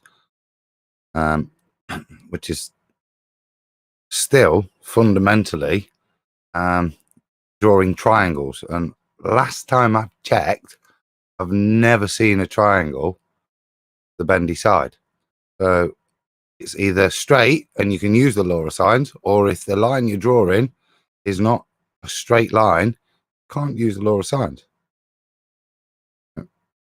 You just state that. So Is that the conclusion of the presentation? Is there more? Because there's a couple of things I now want to chew the meat over. You want to chew on? That's pretty much. I said happy birthday, Black Swan. That's pretty much it for the Black Swan. We got a couple other things, or one other thing to talk about, but you want to do that first? And let's keep on the Black Swan for a little bit if we move on Yes. to different subjects Okay. afterwards. Well, just a couple of things. So, I mean, it's in summary, it's an epic argument. I love the Black Swan argument. It's brilliant because of the disclaimers that you get from the other side, the globe side, when they argue about it. So it is epic. And the bottom line is, all of this discussion in this particular show has been about how they get around not having a physical horizon. And Earth as a sphere requires a physical horizon. And if your distance to horizon is beyond where that hill should be, that physical obstruction that they formerly claimed was blocking stuff into the distance because it's an Earth curve edge, right? That'd be the horizon. Well, the moment they say it's not physical, not Earth curve edge, not apparent, but bent and refracted, then it's not Earth curve anymore. And, you know, that's the most simplistic way I can phrase it. I mean, that's just to summarize out the point and hopefully keep it lighthearted moving into the chit chat about the the comment that you made to me when I foolishly suggested that we use a different Black Swan image. So just to warm you up to the discussion, lots of the ballers were presenting the rebuttal that it's bendy crane refraction that's causing the horizon to be moved. So they've got a tentative understanding of the Black Swan argument, and they're rebutting it by saying, look, there's clearly refraction in the image because the cranes in the image are all bent. Right now, this was getting irritating, and I said to Kiwi, like, why don't we just focus on this image where it's clear as crystal at the same exact elevation, pretty much the same location almost, and there's nothing going on. It's clear. Let's just use this. I'm sick of arguing about refraction and explaining to them that they need R for their refraction to move the horizon with R. He's like, no. I want them to say refraction. Because as much as I just gave the argument in my description, I hadn't realized that yet. I hadn't realized that as soon as they say refraction, and at the beginning of the show, Quantum Eraser described this as them smashing their faces in with a shovel. Because what they're saying is, I haven't got an Earth curve edge for a horizon. Not a physical edge.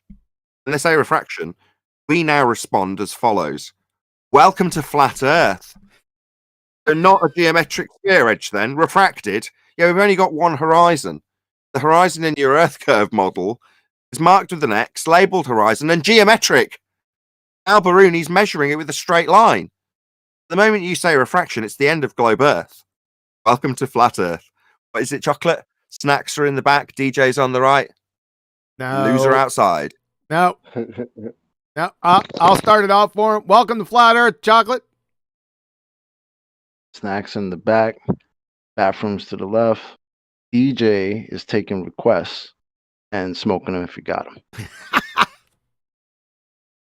I like Remember, I that. told you it's the DJ is taking requests now because it's 2021. Oh. DJ was on the way in 2020, so he's here now. Oh, so he's So he's now taking- it's the party. I got This you. is Good. one Good. party. Thanks for keeping me in the loop. Huey Gotcha. and I have discussed this before the show. So what has come to follow? I've tried to deter and tried to discourage and all the rest of it. Hold on 1 second, Nathan. Before you get to that, I forgot one thing, and it's on the Black Swan. I'd like to get to that. Sorry about that. I'd like to present this. Remember, I said I was going to get to that other photo that was in my presentation before. I made this up a few weeks ago because it was just getting too nonsensical. It didn't help though. A lot of people said, "What is this?" that's the main comeback I got to this. But here we go. So we got the Black Swan. Both of these photos are provided by BMLSB69. Shout out to Bo again. Photo A is the original Black Swan. Photo B was taken 4 days later. Same camera and camera height. Like I said, 4 days apart right here. Not only are A photo and B photo both black swans. Baltards, pay close attention. Your physical sphere edge horizon that blocks boats and buildings has moved. Uh-oh. Does your spinning monkey ball inflate and deflate? Kaplooey. That's it. How you like me now? Yeah. Again, to summarize the point that's being made, in terms of the Modus tolens argument, when we say no more than 1.2 times the square root of the observer's height in feet, that's the physical geometric limitation. So to visualize this, again, with my hill example, you're at a high location looking down on a hill and the stuff behind that hill that you can't see, it's a physical limitation, stuff that's behind it, and it's blocking it regardless. It always will be. That's how physical blockages work. And the moment it moves, it's not a physical limitation to our world, not an Earth curve edge. And what QE is saying is, you guys are suddenly asserting that this black swan on the right is somehow a rebuttal, but that implies that your physical rock sphere in a sky vacuum has what, had a big giant tube shoved up its ass and been inflated? No, you don't have physical hillsides and their edge moving.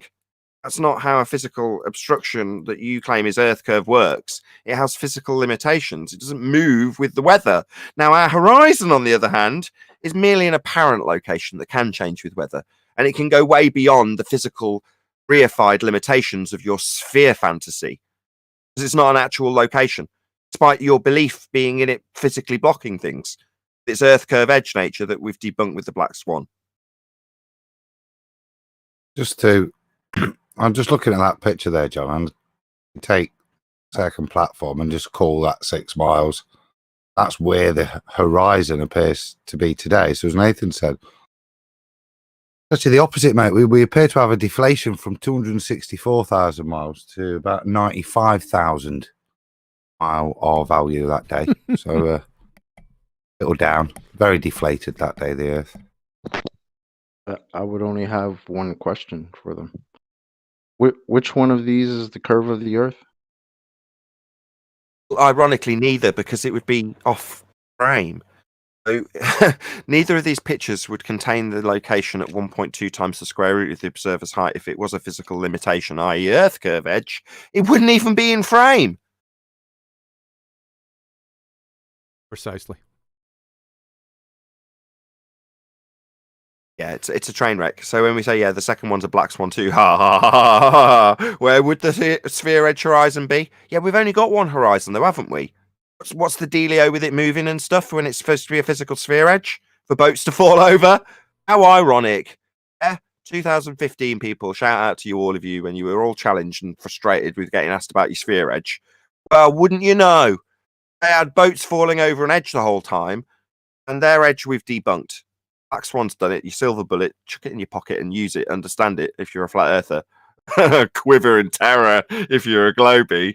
Because if you haven't understood it, at the very least, if you're watching and keeping up to date with the flat earth debate, you'll have seen the embarrassing position your compadres end up in when they try and defend it. Embarrassing, to say the least. Yeah, I will segue the subject away because there was a very serious note that, you know, maybe Chocolate will get involved in. We'll see. You know, but as I say, we've discussed this before the show, and the bottom line is, Quantum Eraser's got a problem with Darth Particle in the whole gas narrative, with them reaching the Kármán line and rebelling, burning their bras and stuff. It's a bit left wing. I don't know what you've got to say about this, Chocolate, because I really like the Darth Particle narrative. There's political objections. The Darth Particle? What is the problem with the Darth Particle?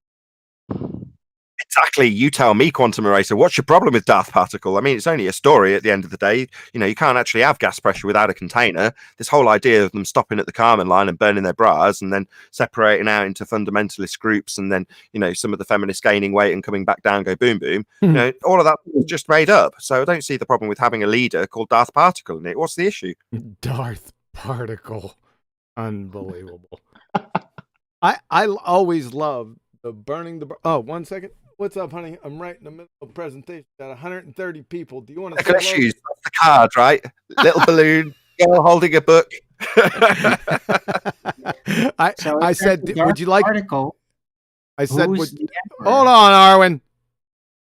I said, would you like to say something to about 130 people? And she said, she gave me that shaking of the hand. Oh, no.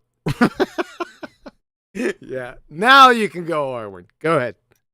I just wanted to ask if there's a Darth Particle, who's the emperor? Don't know. Well, we covered that in the debate. I mean, that's not even that's a non-issue. You're trying to create issues now. You're just stirring trouble. You're just trying to rile QE up. Stop it. Am I? I always loved. Okay, I don't know where Amarillo, you. yeah. I don't know where you came up with this, Nathan. It just cracked me up the first time you said it. When you said these particles, they burn their bras in rebellion of gas law. That's the rebellious gas particles, man. That's my story. That's my story. And Nathan added on the burning of the bras. But yeah, I said, yeah, the rebellious gas particles, you know, that's how the gas pressure that we have here forms, right? And this cool heliocentric crap, right? There was a bunch of gas particles that one day decided to not act like gas. Said, no, we're not going to expand into the ever expanding vacuum. If we're not going to disperse like gas should, we're going to stay right here. We're going to post up. It started. That's how it started. It started as vapors against entropy, and then eventually, yeah, it became all feminized and all that, and the bra situation. You gonna post up? Or are you gonna do a creative layup? In 10 years from now, 2030, the violins. Oh, how did they have such a rubbish working title, man? Oh, great story, solid plot, really good character development, and they called it The Rebellious Gas Particle. What a bunch of idiots. Sounds like some dog that's trying to make its way home. Really fun. Yep, so that's all for the happy birthday, Black Swan. It deserves it. I'm going to be celebrating all day with pizza and wings. But I want to get to one other thing that I did add, that I was going to reveal the mystery commenter. What I did for the past 2 weeks is I have 6 comments an individual made. Okay? This individual is in the genre of the flat earth, globe earth debate. And what I did was I asked about 250 people so far over the past couple weeks who made these comments without giving the author's name out, right? So I'm not going to reveal the mystery commenter. I'm going to reveal the questions because not everyone out there has seen the questions. So I'm going to hold off till Tuesday to reveal the commenter. But what I want you guys to do out there is I'm going to read these 6 comments and you tell me who you think it is. Okay? Here we go. Number 1, the calorie doesn't exist. It's a description of something that we've given it. I have these problems with everything. The nucleus, yes, that's what he said, nucleus. The proton, the neutron. They've taught people that these things exist. They don't exist. They're conceptions. Number 2, the definition of science is knowledge, and that's exactly what you figured out there. When you figure out how to make a computer work or how to make a car run or anything, you gathered what worked and what didn't work, and you advanced the things that did work, and that is the definition of science. As far as naturally observable phenomena, name something that is naturally observable phenomena that goes into it. Number 3, science cannot prove anything. It's not even meant to. Number 4, this issue is always, whenever you look at any test, is that you have to understand that the observations that are being done need to then be decided on by people. Number 5, look at everything around us. Everything that's been created or whatever. The only things that could be called true in the scientific method are those that have gone through this method that starts with a naturally observed phenomena. Well, if that's all you had to go off of, then we wouldn't have anything that we have today. A lot of these things, cars, vehicles, things like that, have nothing to do with naturally observed phenomena. They are trial and error, putting things together. Let me play with this. Let me put this here. What happens if I make the engine? And number 6, I don't want to just limit myself to, I have to have natural phenomena to do any kind of what I would call an experiment. So, these are the end of the comments. Again, this is one author in the flat Earth, globe Earth genre. I want to know, who is it? Can I guess? Annoying. Now, Is it Janik? I got a number of people. 1 second. I got a number. I'm not going to poison the well. I just want to let you know what I got so far. By far, it's not even close. The first author's Gem Panda. The rest of the authors, get ready. I'll go through them real quick.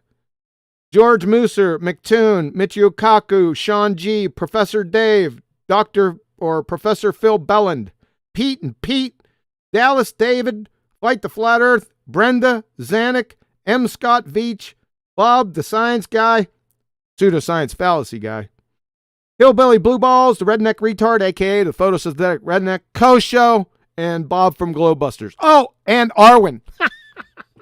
Excuse me? Yeah, I got Arwen yesterday. So I put that down. Now, Thanks. yeah, I didn't do it. They told me who they thought it was. Now, that's who I got, just to give you some working knowledge. So I'm not going to reveal who it was today. Nobody on the panel is going to reveal it, and I'll reveal it Tuesday on QE Live. Thank you very much. One person? All right. I don't know who it is, but from a guesstimation and the vernacular used and the like, you quoted it as much as possible, right? To me, it sounds or it feels like this could be Zanuck. Okay. But I Yes. don't know for sure. Okay. And somebody asked me if this was one author. Yes. One person made all 6 comments. What an asshole. Oh, John, if I haven't officially voted yet. But I do know the answer, so I won't ruin it, and I'll give my guess. Can't see Arwen sitting on just one vote, so I'll go Arwen as well. Right, Sorry, Rob, I'm only 50. Most of the panel I members. might have said it Oh God! as a With the baller. exception of Arwen, it's not you. God damn, you should know what you say. Anyway, But when I so, play a baller, I tend to forget, so I might have said it when I was acting like a baller. okay, thank you. We've established it isn't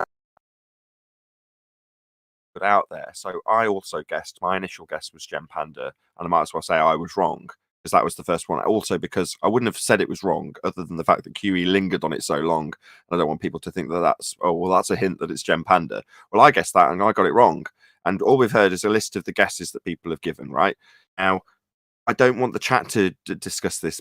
Feel free, if you're watching, to put your guesses out there. The reason being, it's not going to get revealed on this show. So QE is going to reveal it on Tuesday. He said that already. So us discussing it at length will just go on and on and on. Whereas the people in the chat, feel free to have a little guess. You know, you'll find out from QE on Tuesday. One question, Nathan, or for QE actually, is there a prize if somebody gets it right? Hey, I haven't thought about that. $1 billion. Hey, hold up. Whoa. What's wrong with there. going on and on and on? Whoa there. Right. Oh, hey, couple shout outs. Hey, Unicorn Laser Eyes, sorry I didn't get to you. I had a super chat. Happy birthday to the Black Swan. Thank you very much, sir.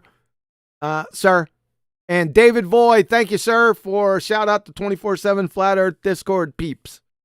Yeah, we already gave him a shout out too. So there you go, Nathan. That's all we got. No, there is no prize for getting it right. Now, personally, when we actually discussed this subject, we didn't discuss Darth Particle in the pre-show. Anyway, when we did discuss it, I said, don't bother naming and shaming anybody. Just leave it out there. But Kiwi wants to. Far be it from me to dissuade him from doing so. It's you be you, Kiwi. Thanks, I will. It's hard Maybe not the to be. person should get the prize then. Anyway. That's it. Do we want to follow up on any more of the Black Swan? Is there anyone that would like to join? The Discord link is in the description box below. You could join. If you have comments, questions, or concerns, go ahead. Don't be scared. I mean, this has been going on for a year. Everyone on the panel, if I can't answer the question, I'm sure everyone on the panel can, because it's gone on so long. I don't even have to read the argument anymore. I know it, right off the cuff. So don't be afraid, man. Go ahead and join. We ain't going to embarrass you. Water's warm. No sharks here. While you're controlling the mute button for people, because I'm in the middle of doing something, not what I was going to segue with there. Yeah, hopefully you'll control the people coming in and out of the show. Oh, there you go. That was what I was going to ask. The argument is summed up in the first half of the Modus tolens, and like you, I don't have to have it written down. If the Earth is a sphere radius 3959, then every distance to horizon can be no more than 1.2 times the square root of the observer's height in feet. That, for me, although it's not the full formulation of the Modus tolens argument, that is just the argument, right? You don't need the other half. I'm prefacing that there is a further bit to add to that. What is the other half? Because I very rarely say it. What's the other half?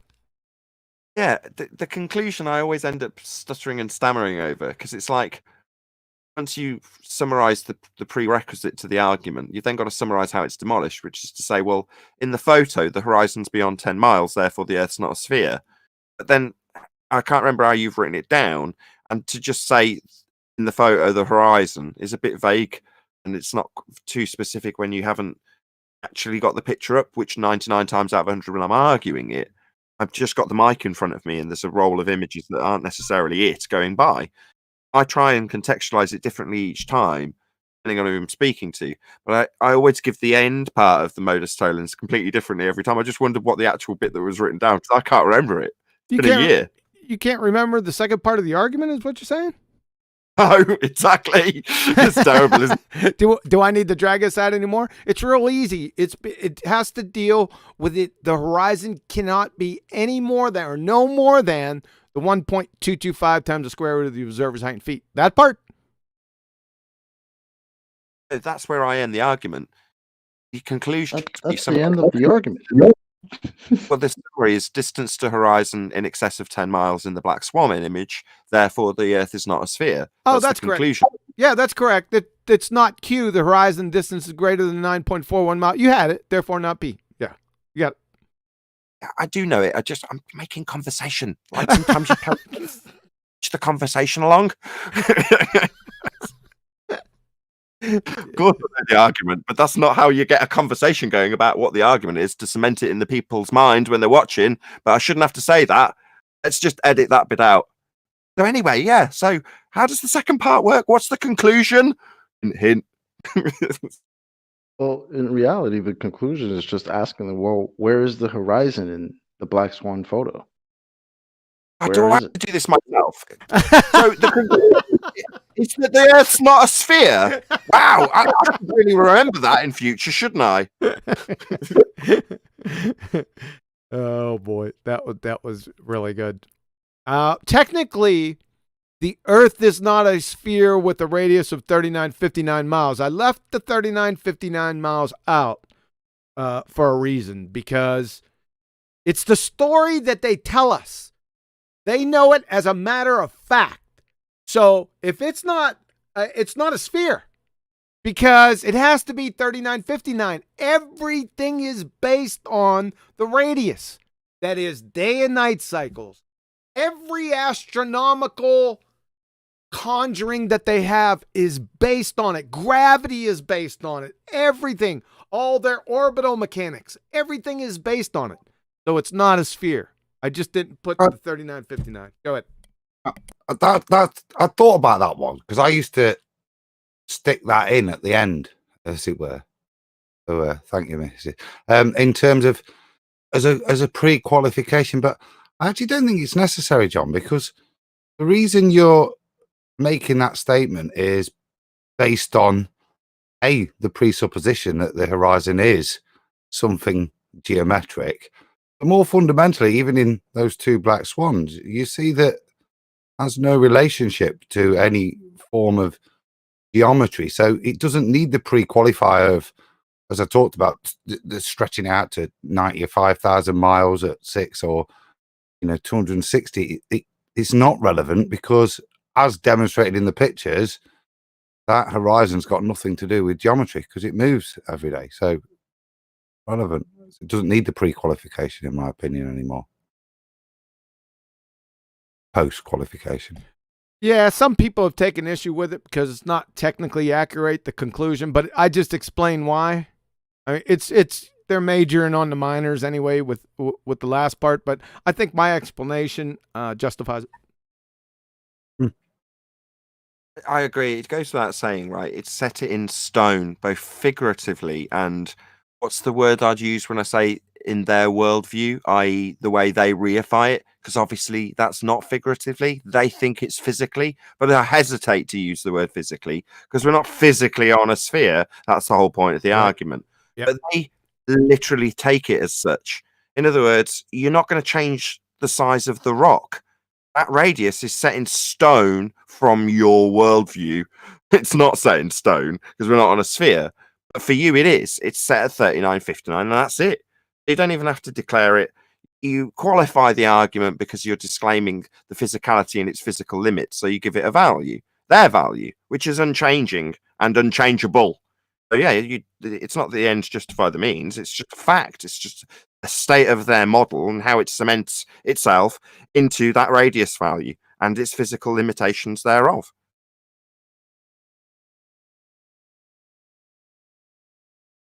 Is that? Yes, sir.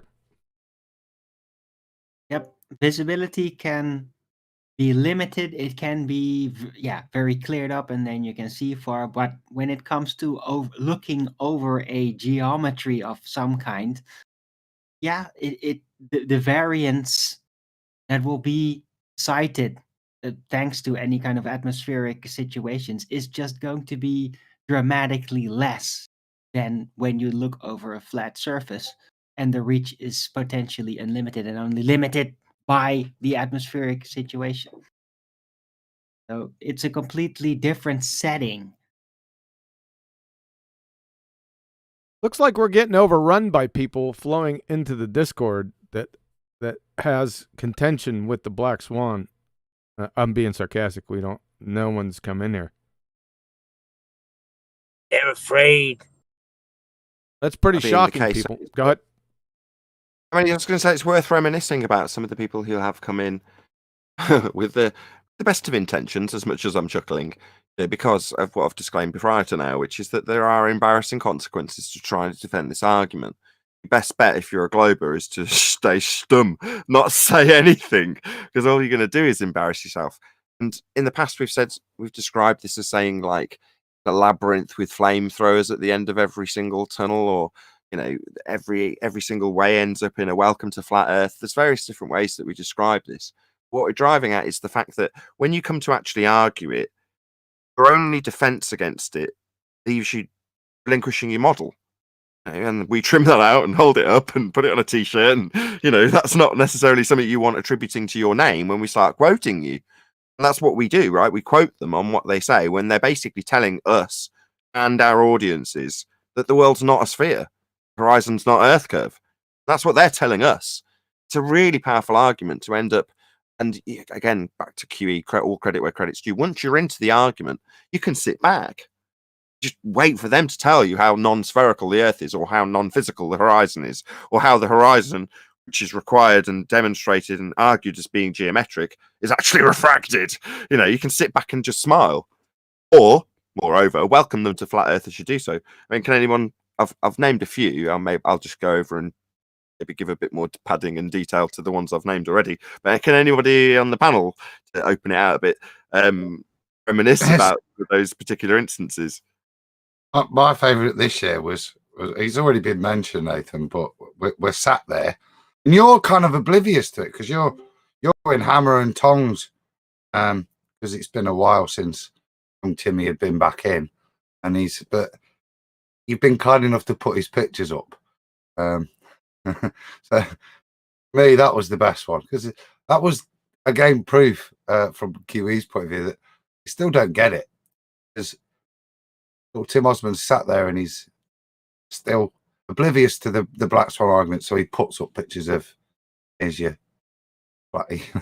geometric horizon. That was my favourite this year, to be honest. Yeah, but then he denies it. He puts the pictures up and he denies it. Well, he didn't just deny it; he denied it 3 times. Feel free to check out that show. Yeah. It's a great show from beginning to end, which is why I didn't trim out Tim's bit. But it's, it's got his name in the title. It's a recent debate. You won't find it difficult to find my smiling face on the thumbnail. Anyway, in that particular show, he said it in 3 different ways, 3 separate occasions, really clear, so everyone could hear it without any interference from anybody. Nobody claims the horizon is Earth curve. Nobody is claiming that the horizon is an Earth curve edge. He said it, I can't remember the third way, but he said it, and I might be paraphrasing on either of those, but it doesn't matter. Feel free to go out and trim him and phrase him verbatim.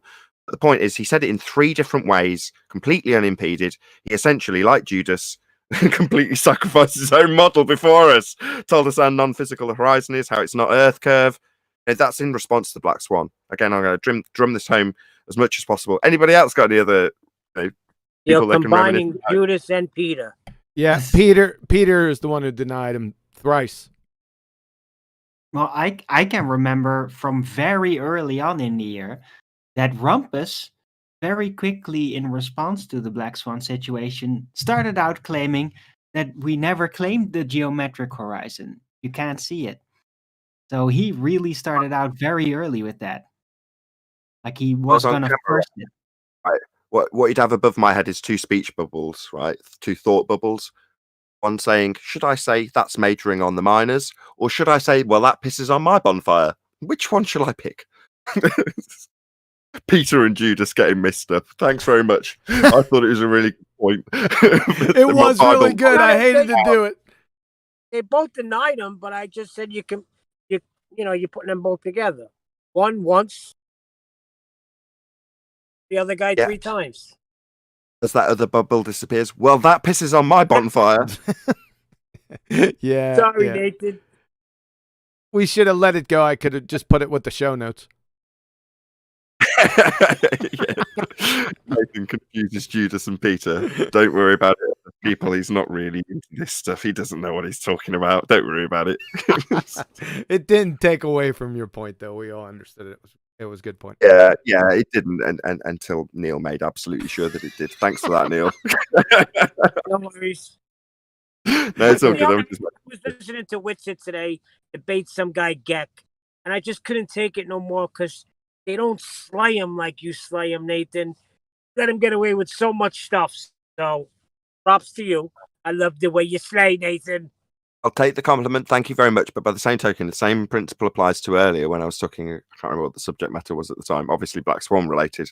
But, let it own his victories, man, and praise him for them, man. The guy's out there. He's a warrior. You should be praising him. We'll give him a lot of flack because we're having internal discussions about gravity with their side, as it's now being dubbed, with people like Bob, with people like Jerem, with people like Witsit. And no. Right. Hold these people up and praise them. When they're arguing the toss with the globe heads and winning, praise them, man. Praise these people because they're championing the arguments, and that deserves nothing but praise as far as I'm concerned. As much as I'll take the compliment that you're saying, oh, they don't slay them like you do. Well, there's a lot of criticism in terms of the way I slay people that I could easily just parrot. No, that's only jealousy and just complaints and sharing pain of Globerside. So any more smoke in my ass, and I'm gonna set on fire. Let's go. Let's keep it on that one and how important it is. Because in all seriousness, I don't want that to be distracted away. Especially on the first anniversary of the Black Swan argument, number one argument in our arsenal, debunking the notion that we have a sphere edge beneath our feet. a curved Earth is not beneath your feet. We don't live on a model, and we automatically, or very early on in the argument, debunk the R value as a begging the question fallacy. If you listen to the first part of the Black Swan argument, it starts with begging the question fallacy.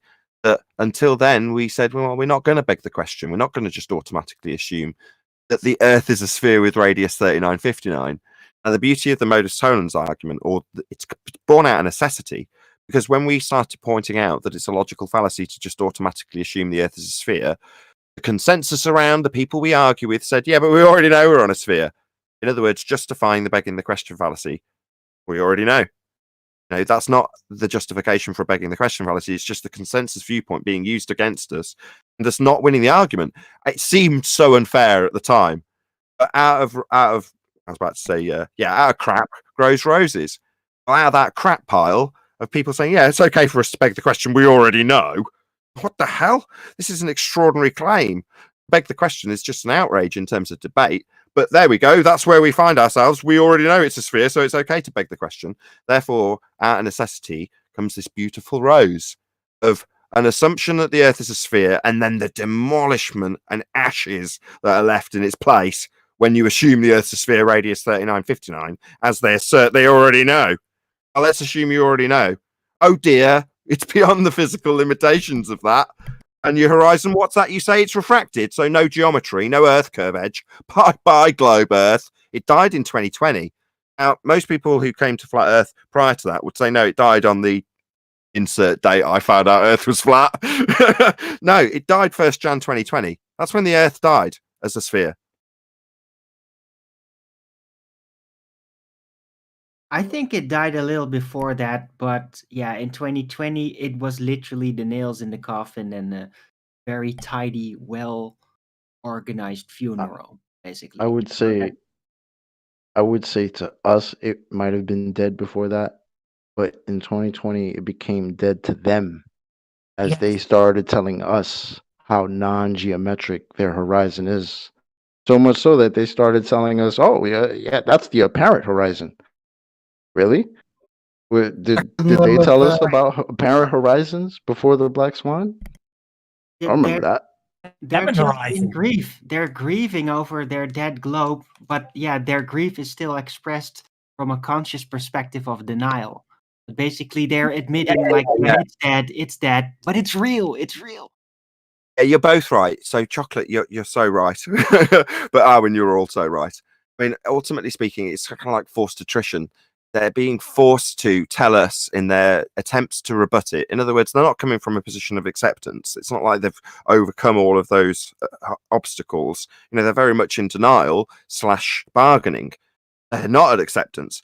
But by way of the structure of the argument, it's forced upon them in their own arguing of it. In other words, it's not like we have to argue all day and then reach a point where the argument might not be understood by the audience. At the end of the argument, they're telling us how non-physical the horizon is. Furthermore, they're telling us that nobody claims it. In other words, they're saying, well, nobody's claiming Earth is a sphere. It's like, well, you're telling us that.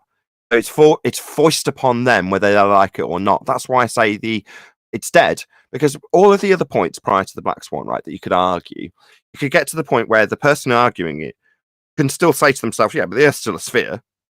And it's just the case that I don't know how to overcome this argument. Now, they can't walk away from an argument about the Black Swan and say that because they've just told their opponent how nobody's claiming the horizon's Earth curve, or the geometric horizon only exists in the maths, or no one's claiming we see geometry. It's like, when you say those words, you're telling us how dead the globe is. Yeah? It's not like we're now saying, well, we win, we concede victory because blah, blah, blah. You've just told us how dead the globe is, Fundy, on the globe side.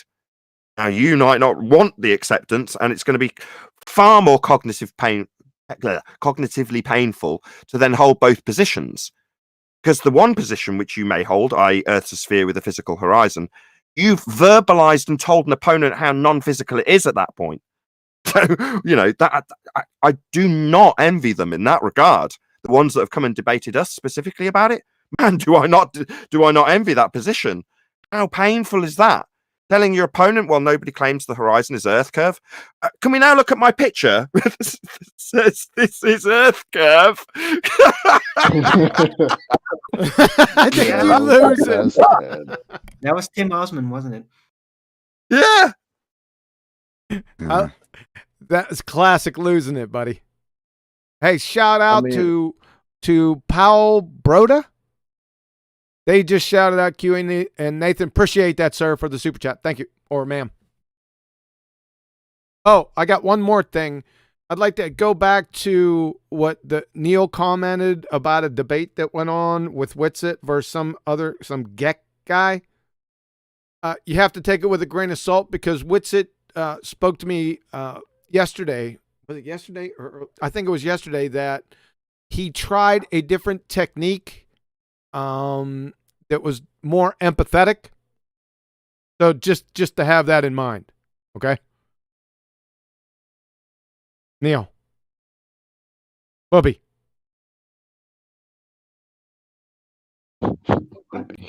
Hello? Neil.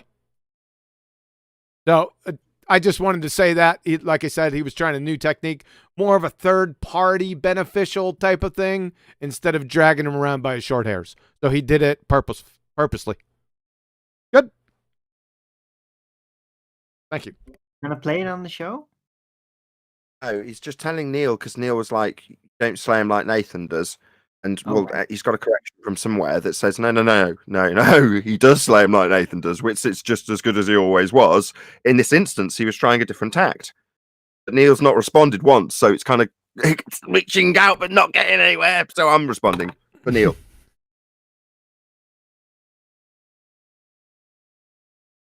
All right. Anything else, guys? We want to do final thoughts and channel shout outs. Oh, sorry. You know what? I missed one part. Hey, Crit. He's still in here. Sorry about that, sir. I had one more memory, which was a consequence of that. As Nathan was chatting there, the other one that as the cognitive dissonance and the reality and trying to work around the maths that you presented. It should be my favourite because it's a maths one. Is the realization from Mr. Sensible? Wow, best you've disproved the R value, as if that doesn't destroy his whole world. If you would have came in on time, you would have heard that. Well, I didn't. Do it again. It was a corker. Hold on, wasn't that 2019? Technically? No, that was 2020. That was to Mitchell from Australia. And to get the quote right, at best you would debunk the radius. Yeah, sorry. Oh, wow. How could it be 2019 if we're celebrating the Black Swan's birthday today? Come on.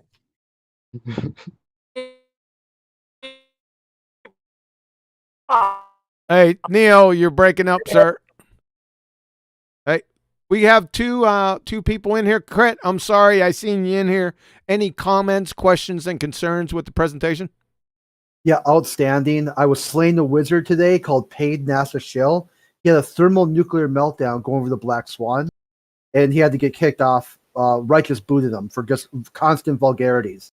Then I finally coaxed him in DMs I go, if you don't like my explanation, come listen to QE explain it. And then if you still got problems, ask a question. And he stuck around for about 45 minutes in text chat, and he finally ran away. The refraction was his big thing, and once you hit refraction, he said, "I can't take any more dumb," and he just surrendered. Oh, that's ironic because I have he and I on a debate that's coming up in the next couple weeks on my channel. So thanks for the plug. Paid NASA shill. Look out, man. Yeah, it's going to be an easy slaying. That guy is dumb as a box of rocks. All right. Any comments on the Black Swan or concerns, questions, anything? Happy birthday. It's been a great year.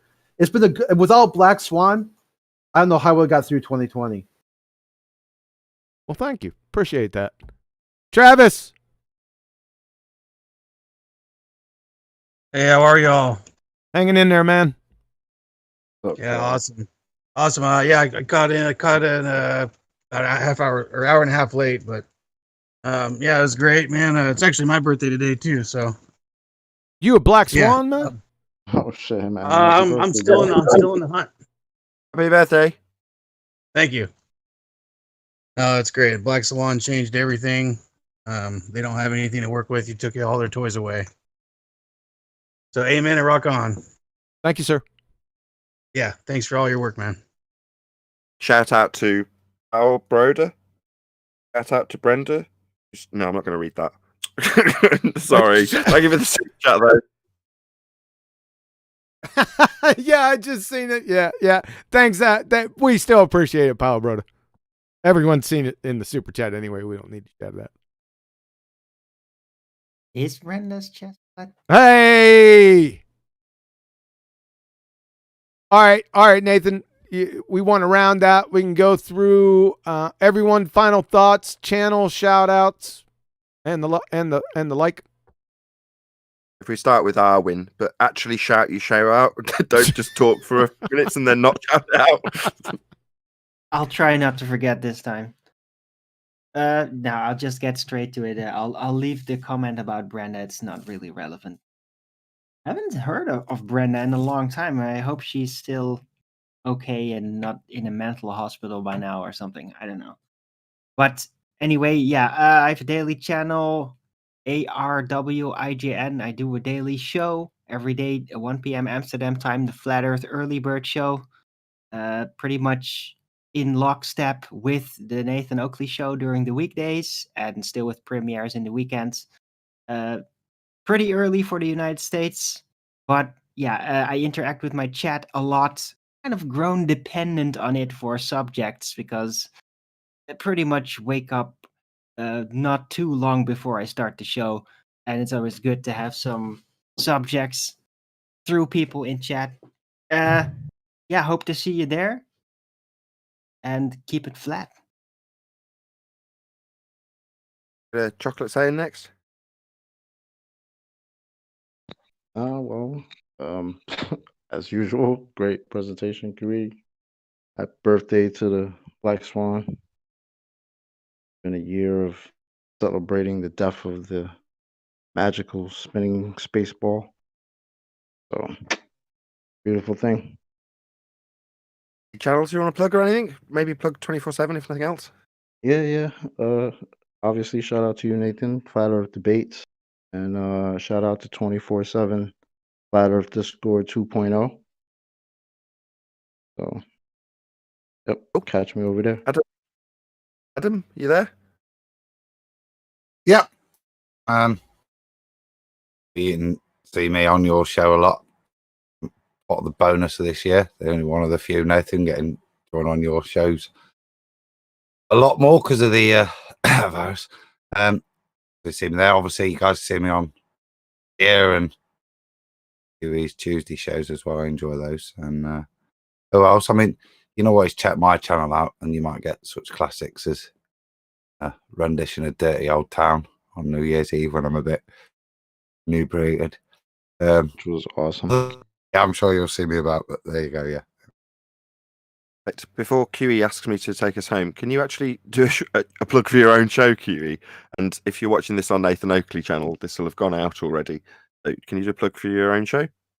For this Tuesday, you talking to me or Adam? You, I know this is on your show, you're hosting it, but I know you'll ask me to round out and I'll plug my show that's running now. But in the meantime, you've got a show to plug, right? Yeah, on Tuesday, and it takes place every Tuesday now. The new times are at 1400 U.S. Central Time or 2 o'clock U.S. Central Time and 8 p.m. UK. So be here, be Sphere this Tuesday. Going to be a great. We always have some good shows on there, and we'll move on from there. Good. Perfect. Time to round us out. Yes, sir. Take us home. So with that, I'm going to say first and foremost, a huge, massive, enormous thank you to all of you watching and all of you who have debated utilizing the Black Swan argument. You guys are ace. Own the argument, know the argument. It's epic. It is by far and away the highest of number one that you could imagine in terms of globe earth debunking. So massive shout out, obviously, to Arwin, Chocolate, Quantum Eraser, and the Adam Meakin for hosting and presenting the flat earth arguments throughout the last 12 months and indeed on this BALLBUSTERS. Be here or be sphere for brand spanking new flat earth debate, uncut and after show going out on my second channel, which is Nathan Oakley. That is premiering right now. I've been spamming the QE live stream chat with the link to go and watch that. So be here or be sphere for brand new flat earth debate, uncut and after show on the Nathan Oakley YouTube channel. Another massive thank you to all of you who've been watching. I've been Nathan Oakley. Massive thank you to QE, and we'll see you all in the next BALLBUSTERS.